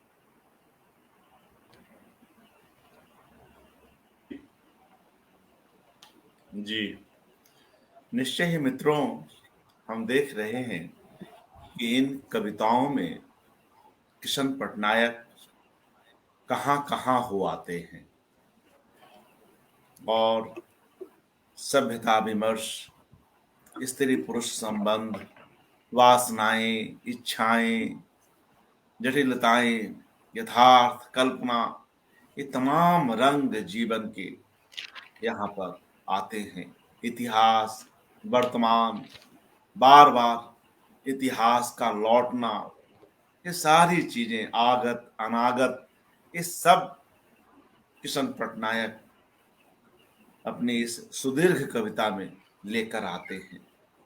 चाहे वह शिल्प हो, चाहे इसकी गझिन बुनावट हो, इसमें जिस तरह के दृश्य बिंब हैं, या जिस तरह से साफ गोई है, बहुत जगहों पर कवि बहुत ईमानदार ढंग से अपनी बात करता है। कई ऐसे कई ऐसी शब्दावलियां हैं जो नई हैं, अनूठी हैं, बिल्कुल। अल्प प्रयुक्त हैं। तो इस कविता पर तो अलग से और विस्तार पूर्वक बात करने की जरूरत है। कई जो लैंगिक विमर्श हमारा है स्त्री पुरुष का, उसमें जो और लोग हैं, हिजड़ों की बातें, तमाम चीजें, यौनिकता, आकांक्षाएं, नारित्व, उसकी शुद्धि का प्रश्न, उसकी आकांक्षाएं, उससे वह उस तरह के आग्रह, इन तमाम चीजों पर कटाक्ष भी है, कई चीजें हैं। तो खैर, इस बातचीत को आगे बढ़ाते हैं शर्मिला जी। और जी अर्पण जी। बहुत ही गंभीर कविता और उतनी ही तन्मयता के साथ आपने इसका पाठ भी किया। बधाई आपको। और किशन पटनायक जी को सलाम कि जी ऐसी बिल्कुल कविताएं बिल्कुल। लिख सके। अपूर्ण है जी क्योंकि उनका जीवन कई कई दूसरे कार्यों की ओर ज्यादा बढ़ा हुआ था, तो इस ओर वे कम ध्यान दे पाए। और कई वक्ताओं ने भी यह बात कही, चाहे उनकी जीवनी लिखने की बात हो, स्वयं उनके अपने तीसरी लोकसभा में उनके दिए गए भाषणों के संकलन की बात हो, अपने लिखे पर, अपने को लेकर हमेशा किशन पटनायक चुप हो जाते थे, बहुत उत्साहित नहीं होते थे, आगे बढ़ते, मना मना नहीं करते थे। उन्होंने बातचीत की है, लेकिन उनके पास इतने काम थे कि बहुत ठहर कर अपने आप को इतना वक्त नहीं दे पाते थे। और दूसरा, उनमें आत्ममोह तो खैर था ही नहीं। तो यह सब मिलजुल कर इस तरह की परिस्थितियां बनती चली गई कि अभी उनको लेकर और उनके भाषणों को लेकर, उनके लिखे को लेकर काफी कुछ करने की जरूरत है। कई सारे काम हुए हैं और कई अभी भी बाकी हैं। आप कुछ देर सुस्ता भी ले, क्योंकि आप लंबे समय से पाठ भी कर रही हैं, तो इस अवसर पर नहीं नहीं। जी, हम जी कुछ शुरू खास, करते हैं। जी कुछ खास चित्रों को देख ले, इसके बाद शर्मिला जी को दोबारा सुनेंगे। एक चित्र है मित्रों किशन पटनायक जी के, देखिए। उनके बाबा और माँ हैं, डॉक्टर लोहिया के साथ पूर्व के चित्र है। उनका अपना घर है भवानीपटना का, यह जो आप घर देख रहे हैं। और यह शुरू का जो चित्र था डॉक्टर लोहिया के साथ, और बाद में ओम प्रकाश दीपक और कृष्णनाथ जी के साथ नीचे के चित्र, एक बड़े ऐतिहासिक चित्र है। ये उनके माँ और पिता, और वह उनका भवानीपटना का घर देख रहे हैं आप। वही भवानीपटना जो कालाहांडी का मुख्यालय हुआ, जिला मुख्यालय।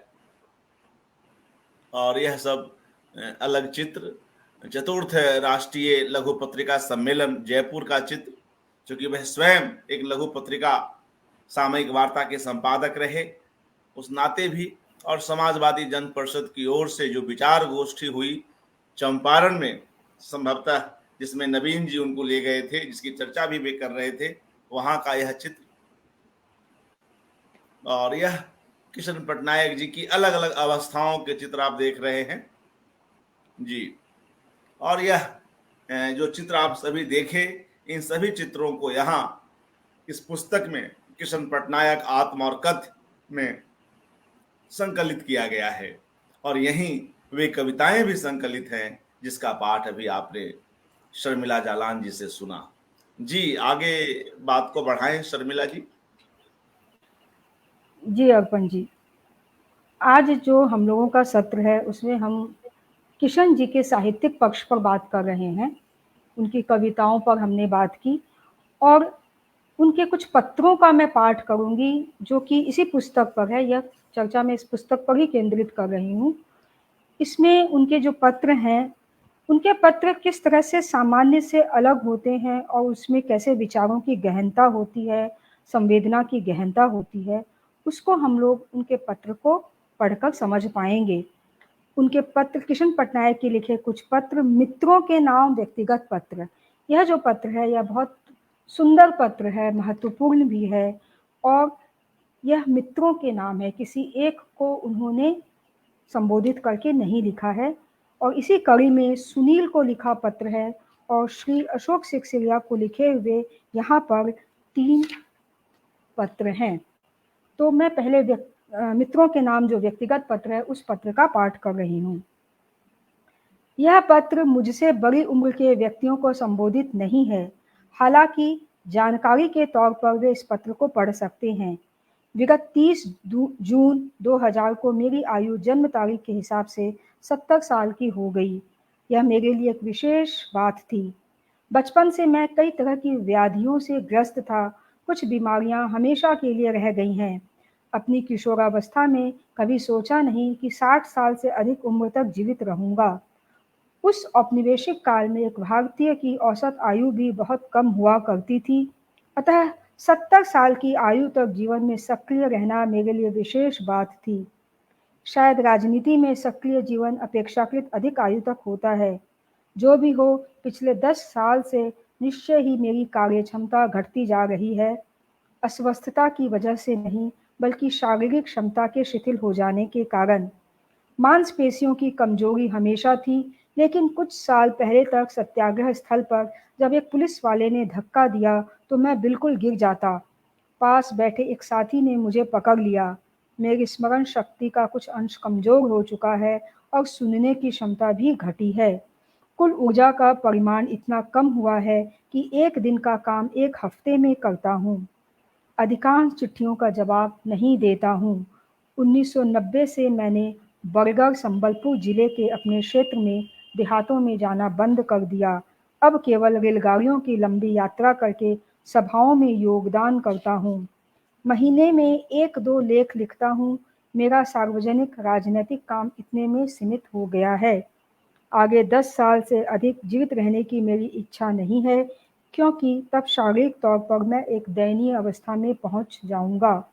मृत्यु के बारे में मैं बार-बार सचेत होता हूँ, लेकिन उसके इंतजार में नहीं रहना चाहता हूँ। मृत्यु का साक्षात्कार करना चाहता हूँ। इस वाक्य का क्या अर्थ है, कोई पूछे तो मैं स्पष्ट नहीं बता पाऊंगा, क्योंकि मैं खुद इस वक्त इसे नहीं जानता हूँ। शायद सारे बंधनों से मुक्त होने पर कोई मृत्यु से साक्षात्कार कर पाएगा। सारे बंधनों से मुक्त होना भी अपरिभाषित है। किशन जी, मृत्यु जो है उस स्थिति पर तरह तरह से सोचते रहे हैं, अपने गद्य में भी, अपने काव्य में भी, अपने लेखों में भी। यह एक ऐसे इस तरह के जो शाश्वत प्रश्न है, इस पर भी उन्होंने सोचा है। यह बात भी बहुत ही आश्चर्य में डालती है कि एक राजनीतिक कर्मी जो लगातार देश और समाज की राजनीति के बारे में, वैकल्पिक राजनीति के बारे में विचार कर रहे हैं, वो मृत्यु जैसे शाश्वत प्रश्न पर न सिर्फ सोच रहे हैं बल्कि लिख भी रहे हैं। आगे इस पत्र को मैं पढ़ रही हूँ। 1991-92 से अब तक मैं निरंतर समाजवादी राजनीति में सांगठनिक दायित्व लेकर काम कर रहा हूँ। 50 साल का समय अत्यधिक होता है। इसके बाद मैं सांगठनिक दायित्व लेकर सांगठनिक अनुशासन के प्रति जवाबदेह रहकर काम नहीं कर सकूंगा। राजनीति से या संगठनों से हटने की बात मैं अभी नहीं सोचता हूँ। वैसे तो मेरे बहुत सारे परिचित लोग भी नहीं जानते हैं कि मैं राजनीति कर रहा हूँ। सिर्फ संगठन के लोग जानते हैं कि हम राजनीति कर रहे हैं। हमारी राजनीति में तीव्रता नहीं है। कुछ लोग कर्तव्य पालन के लिए राजनीति कर रहे हैं। एक राजनीति होती है तामझाम की, वह हमारा उद्देश्य नहीं है। दूसरी राजनीति होती है तीव्रता की। मैं आशा करता हूँ मेरे वर्तमान और भविष्य के सहयोगी हमारी राजनीति में तीव्रता लाएंगे। इस आशा के साथ मैं समाजवादी जन परिषद और जन आंदोलन के राष्ट्रीय समन्वय जैसे संगठनों की राजनीति से जुड़ा रहूंगा। राजनीति से जुड़े रहने का प्रधान कारण यह है कि आज की हालत में राजनीतिक चुप्पी का मतलब है मानव समाज के पतन और तबाही के प्रति उदासीनता। यह जो उदासीनता है, यही मृत्यु है। इसी की बात किशन जी कर रहे थे। ग्लोबीकरण की व्यवस्था से राष्ट्र की और मानव समाज की जो तबाही होने जा रही है, उसके विरुद्ध एक रणनीति बनाने का काम बहुत धीमा चल रहा है। उसको तेज, विश्वसनीय और संघर्षमय करना, उसके विचारों और दिशा को स्पष्ट करना आज की असली राजनीति होगी। इस कार्य में मेरा योगदान कितना भी आंशिक और सीमित हो, उसको जारी रखने की मेरी प्रबल इच्छा है, क्योंकि यह राजनीति मानव समाज के भविष्य की सोच से संबंधित है। इसके वैचारिक विस्तार में मनुष्य जीवन के कुछ मौलिक सत्यों के संपर्क में आना पड़ेगा। मृत्यु से साक्षात्कार की एक संभावना उसी में है, जीवन संबंधी गहरे सत्यों के संपर्क में आने में। ऊपर जो भी लिखा गया है वह सूचना के तौर पर है, चर्चा का विषय नहीं है। आपसे अनुरोध है कि मेरे किसी मित्र या साथी को अगर यह पत्र नहीं मिला है तो एक प्रति बनाकर आप उसे दे दें। आप जिसको भी मेरा साथी या मित्र समझते हैं वे मेरे साथी और मित्र हैं। शुभकामनाओं सहित किशन पटनायक। 15/3/2001, यानी अपनी मृत्यु के 3 साल पहले 2001 में उन्होंने यह पत्र लिखा है, 2-3 साल पहले। मैं दूसरा पत्र पढ़ रही हूँ। जो उन्होंने अशोक जी को लिखा था एक पत्र अशोक सिक्सेरिया जी के नाम है। 1991 में उन्होंने लिखा है बरगढ़ से। प्रिय अशोक जी, यहाँ आने के पहले एक पत्र लिखा था। नवीन ने लिखा है कि सितंबर अंक छप गया है। नवंबर अंक को वैकल्पिक विकास नीति विशेषांक बनाने पर वे लोग तुले हुए हैं। मैंने नवीन के आग्रह पर ब्रह्मदेव शर्मा और प्रोफेसर ठाकुर दास बंग को इस विषय पर लिखने के लिए पत्र भेजा है। मैं खुद जो लिखूंगा संपादकीय में ही लिखूंगा, क्योंकि मुझे इस विशेषांक के बारे में यह डर है कि अधिकांश लेखों में एक जैसे मुद्दे, एक जैसी वैकल्पिक धारणाएं दिखाई देंगी। मैंने नवीन को यह भी लिखा है कि बाहर के लेख आने में देर होगी तो उसको किसी दूसरे महीने के लिए टाला जा सकता है। इस बीच में सुनील ने जो लंबा लेख IMF और तीसरी दुनिया पर बनाया है उसको लिया जा सकता है। रघुवीर सहाय पर विशेषांक की प्रगति के बारे में मुझे कोई जानकारी नहीं है। आप कैसे हैं? आपके बारे में जब सोचता हूँ मुझे लगता है कि आपको एक दीर्घकालीन योजना में ही लगना होगा। उसी में आपकी कुछ मुक्ति है। यह योजना लेखन से ही संबंधित हो सकती है। मेरे अपने बारे में मुझे ऐसा लगने लगा है, क्योंकि संगठन की क्षमता मुझे अपने में घटती दिखाई पड़ रही है। जन आंदोलनों समन्वय समिति के शिविर के बाद इसके बारे में कोई योजना बना सकूंगा। इस बीच जब मैं भुवनेश्वर रहता हूँ तो रोज लिखने की आदत बना रहा हूँ। उसमें आंशिक सफलता मिल रही है, लेकिन रोज पढ़ने की आदत नहीं बना पा रहा हूँ। महंगाई का आतंक मेरे ऊपर हावी होने लगा है, क्योंकि वाणी का भी स्वास्थ्य गिरता ही जा रहा है। पैसे की फिजूल खर्ची के बारे में मैं लापरवाह था, लेकिन इन दिनों 1-2 रुपये के बारे में सचेत होने लगा हूँ। मैं सोचता हूँ कि आपको भी बहुत दिक्कत हो जाएगी अगर आप दूसरों को देने में कटौती नहीं करेंगे तब। यहाँ से 25 या 26 को भुवनेश्वर जाऊंगा, 12 अक्टूबर को पुनः आऊंगा। इसके बाद संभवतः दिल्ली जाऊंगा। आपका किशन पटनायक। ये जो पत्र हैं उससे हमें यह भी देखने को मिलता है कि किशन जी किस तरह से बहुत छोटी छोटी बातें जो थी उसको लेकर सजग थे, अलर्ट थे, और अपने जो उनके आत्मीय लोग थे, अंतरंग लोग थे, अशोक सिक्सेरिया, उनकी फिजूल खर्ची के बारे में भी, या उनके खर्च के बारे में भी, अपने फिजूल खर्ची के बारे में भी वो किस तरह से सतर्क थे और उस बात को वो साझा कर रहे हैं, सचेत भी कर रहे हैं अशोक जी को, और स्वयं भी अपने जीवन के बारे में भी वे किस तरह से सोच रहे हैं।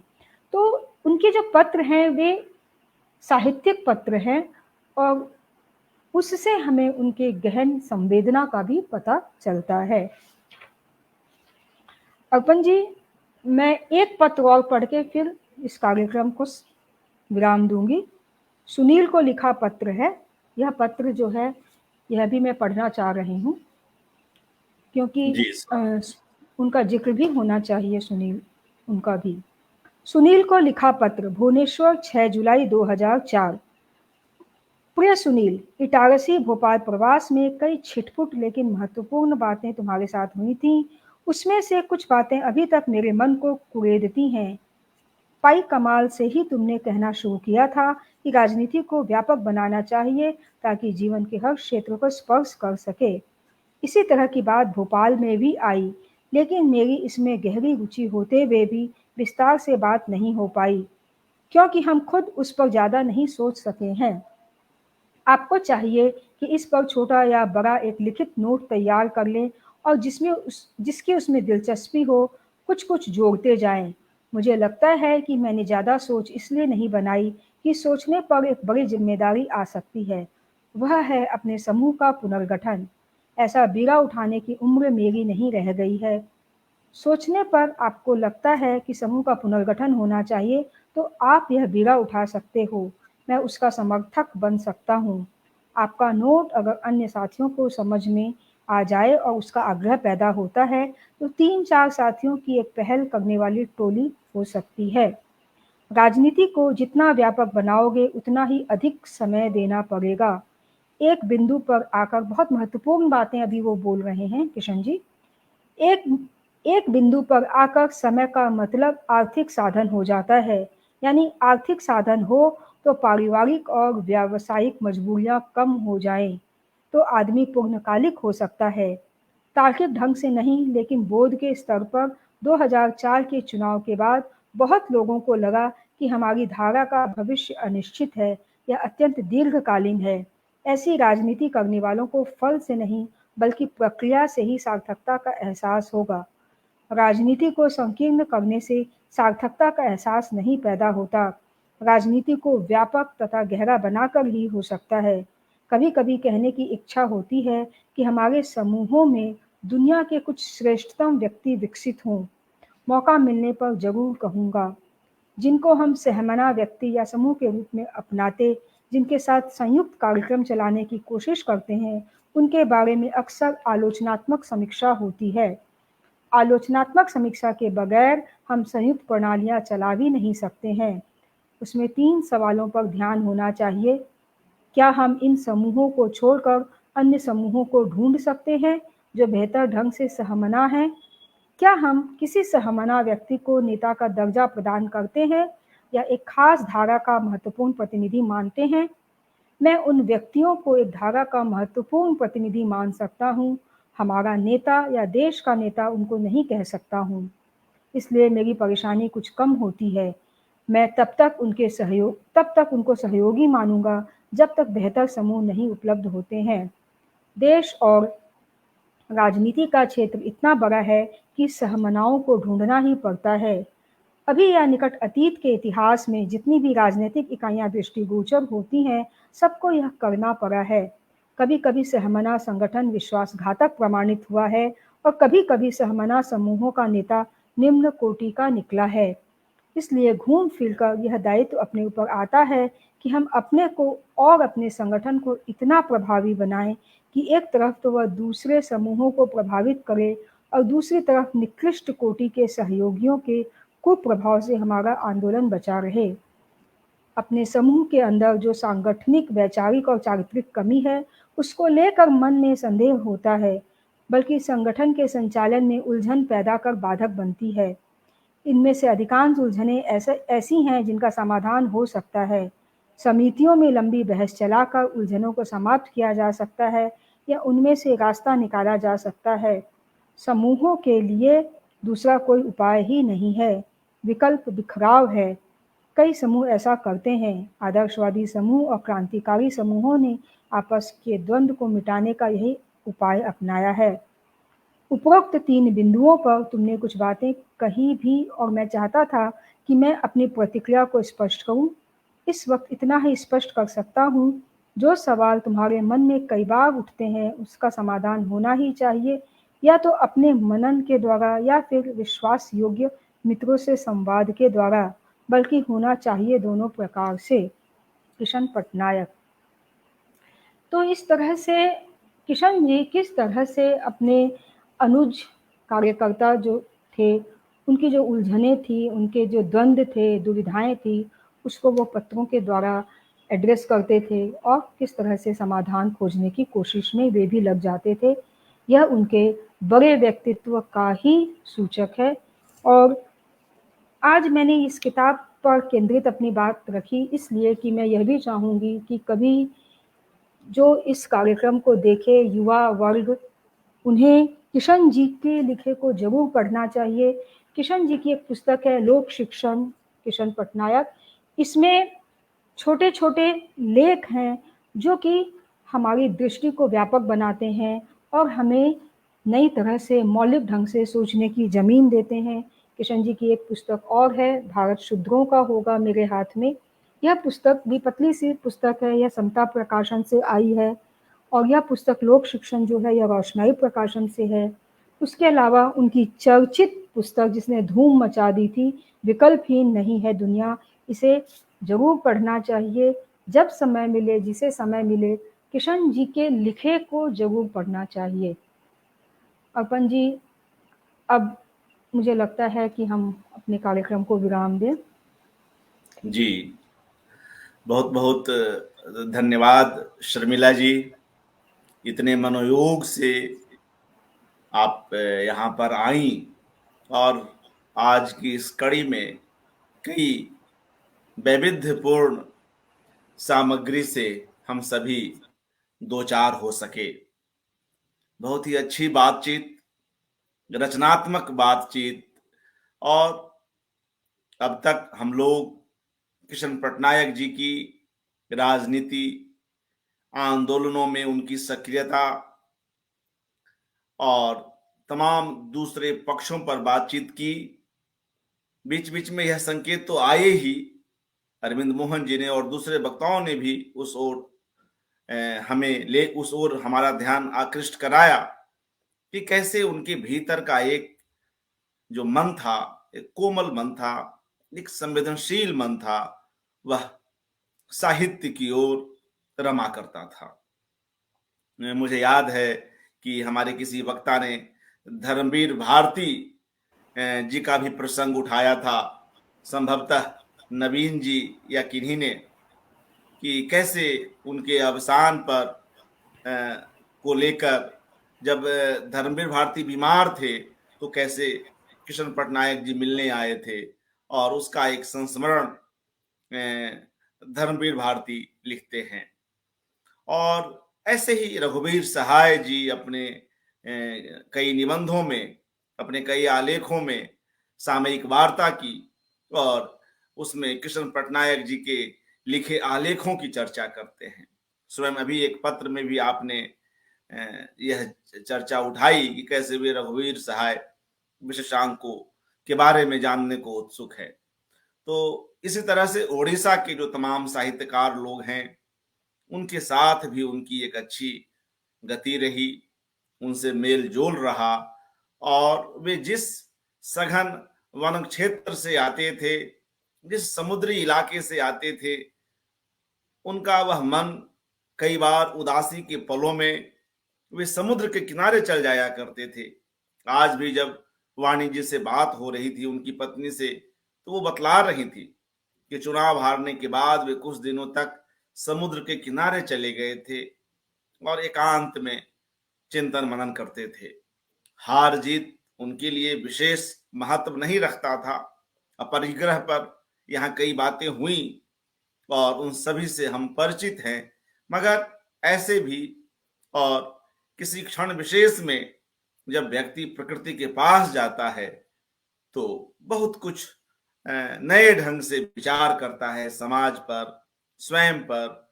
और इस तरह की चीजें, इस तरह की बातें हम कृष्ण पटनायक जी के व्यक्तित्व में भी पाते हैं। तो यह एक पक्ष जिस पर विस्तार से बातचीत करने की जरूरत थी, आज वह पूरी होती है। और इसको ऐसा नहीं कि यह कोई अंतिम है, ऐसी कई बातें हैं और ऐसे कई काम हैं उनका, उनके इस क्षेत्र में भी, साहित्य को लेकर भी, जिस पर और कई कड़ियों में बातचीत हो सकती है। फिलहाल के लिए हम लोग यहीं पर विराम लेते हैं और निश्चय ही आपके माध्यम से जो यह बातचीत हुई, यह एक सुखद बातचीत रही और उस पक्ष की ओर लोग आगे बढ़ सकेंगे, उनमें वे लोग खास तौर से जो कृष्ण पटनायक जी के इन पक्षों से अपेक्षाकृत कम परिचित हैं। कई साथियों ने भी यह बात उठाई कि वे उनके कवि रूप को लेकर या वे उनके पेंटर रूप को लेकर बहुत बाद में जाने। ऐसा इसलिए भी कि स्वयं कृष्ण पटनायक जी अपने इस तरह खुद के विचारों को लेकर बहुत उत्साह से बातचीत नहीं करते थे और कविताओं को लेकर या साहित्य को लेकर कहीं ना कहीं संकोची भी थे, और वे हमेशा लोगों की बातें ज्यादा करते थे। हम जब उनके आलेखों को पढ़ते हैं या विकल्पहीन नहीं है दुनिया की भूमिका को भी पढ़ते हैं, तो वहां भी अपने इन आलेखों का श्रेय वो लोगों को देते हैं, तमाम मित्रों को देते हैं। तो यह उनके और व्यक्तित्व की एक खास बुनावट भी रही। जी। अ, फ़कीर मोहन सेनापति का भी उनके ऊपर प्रभाव था और उड़िया साहित्यकार जो हैं वो इन सब चीज़ों को और विस्तार से सुंदर से बता सकेंगे, क्योंकि किशन जी का जैसा अरविंद मोहन जी ने कहा कि वे रोज़ ही कविता लिखते थे, तो न जाने और कितनी कविताएं उनकी हैं और उसमें किस तरह का की एक दुनिया, एक ऐसा संसार उन्होंने खोजा है, बनाया है। यह हम इंतज़ार कर रहे हैं किताब का, जब वह किताब भविष्य में आएगी तो हम जान पाएंगे। जी, और बहुत बहुत शुक्रिया शर्मिला जी, आप समय निकाली और आई और इतनी तरह की सामग्रियों के साथ आई। निश्चय ही यह एक उपयोगी चर्चा रही। और उन मित्रों का भी धन्यवाद जो इस कार्यक्रम को देख रहे हैं। प्रयाग शुक्ल जी हैं, बाल कीर्ति हैं, शिवदयाल जी हैं और तमाम मित्रगण हैं। कुछ एक के नाम ले लूं, अरविंद मोहन जी हैं और भी कुछ एक मित्र, मैं थोड़ा स्क्रॉल कर लेता हूं। कई ऐसे साथीगण जुड़े हुए हैं जिनकी टिप्पणियां हमें मिली। और प्रयाग जी को इस मेरा नमस्कार, शिवदयाल जी को नमस्कार, अरविंद मोहन जी को नमस्कार, सभी को मेरा प्रणाम और नमस्कार। और मुझे ऐसा महसूस हो रहा है कि मैं उसी 16 लॉर्ड सिन्हा रोड के कमरे में बैठी हूँ जहाँ सामने अरविंद आश्रम है और वहाँ पर हल्की बत्तियाँ जलती होती थी और उस बत्ती का आलोक 16 लॉर्ड सिन्हा रोड के उस कमरे में आता था जहाँ पे अशोक जी अपनी एक चिर परिचित खाट पर बैठे रहते थे। प्रयाग जी वह कमरा बोलकर एक आलेख लिख रहे थे, किताब लिख रहे थे, वह उन्होंने बीच में रोक दी है, वह किताब या वह लेख। तो मैं यही उनसे कहूँगी कि हमने एक ऐसा समय देखा है जो बहुत समृद्ध समय था और हमारे लिए वे ही गांधी थे, जिनके इन लोगों की कथनी और करनी में कोई अंतर नहीं था। उन सब बातों को विधिवत रूप से सुंदर से आना चाहिए। आज की युवा पीढ़ी जो इन बातों को नहीं जान पा रही, क्योंकि हम उन्हें कोई सामग्री दें तो वो शायद जाने। तो प्रयाग जी अपना आलेख लिखें और वह पुस्तक जल्दी से आए, इसका इंतजार है। क्योंकि वह जो 90 का दशक का कलकत्ता, और भी यहाँ पे बहुत सारे साहित्यकार हैं, बहुत तरह के लोग हैं, लेकिन मैं जहाँ जाती थी, जो लॉर्ड सिन्हा रोड था और जो वह कमरा था, वह उसी बात को मैं साझा कर रही हूँ। और वह एक ऐसी दरगाह थी जो दरवेशों का मेला था। तो यहीं पर मैं अपनी बात समाप्त करती हूँ। जी अर्पण जी जी। बिल्कुल जी, शुक्रिया। और कुछ एक मित्रों के नाम, निर्मला सिंह जी, दिग्विजय सिंह जी, सईद अनवर जी और हमारे साथ सुनीता सचदेव जी और कुछ एक नाम ले लें, जयश्री पुरवार जी, केपी शाह जी, अरुण सितांश जी, एडवोकेट विवेक कुमार, मंजुला चतुर्वेदी जी, बलवंत कौर जी, महेश पुनेठा जी, नवीन जी, रश्मि पाठक जी, वंदना जी और तमाम लोग। कुछ एक के नाम संभव है छूट गए हूं, उन सभी का यह धन्यवाद जी। यह सौभाग्य है अर्पण जी कि किशन जी के निमित्त इतने सारे लोग एक साथ बैठे और एक गोष्ठी संपन्न हुई। और जन सुलभ का बहुत बहुत आभार। आपने एक बहुत सुंदर आप एक एकाग्र कर रहे हैं और आपकी तल्लीनता बनी रहे, यह शुभकामनाएं आपको। जी जी, शुक्रिया। और जी मित्रों, अर्पण जी। इसी के साथ आज की यह कड़ी समाप्त करते हैं। कल एक दूसरी कड़ी में पुनः मिलते हैं। शुभ रात्रि। शुभ रात्रि।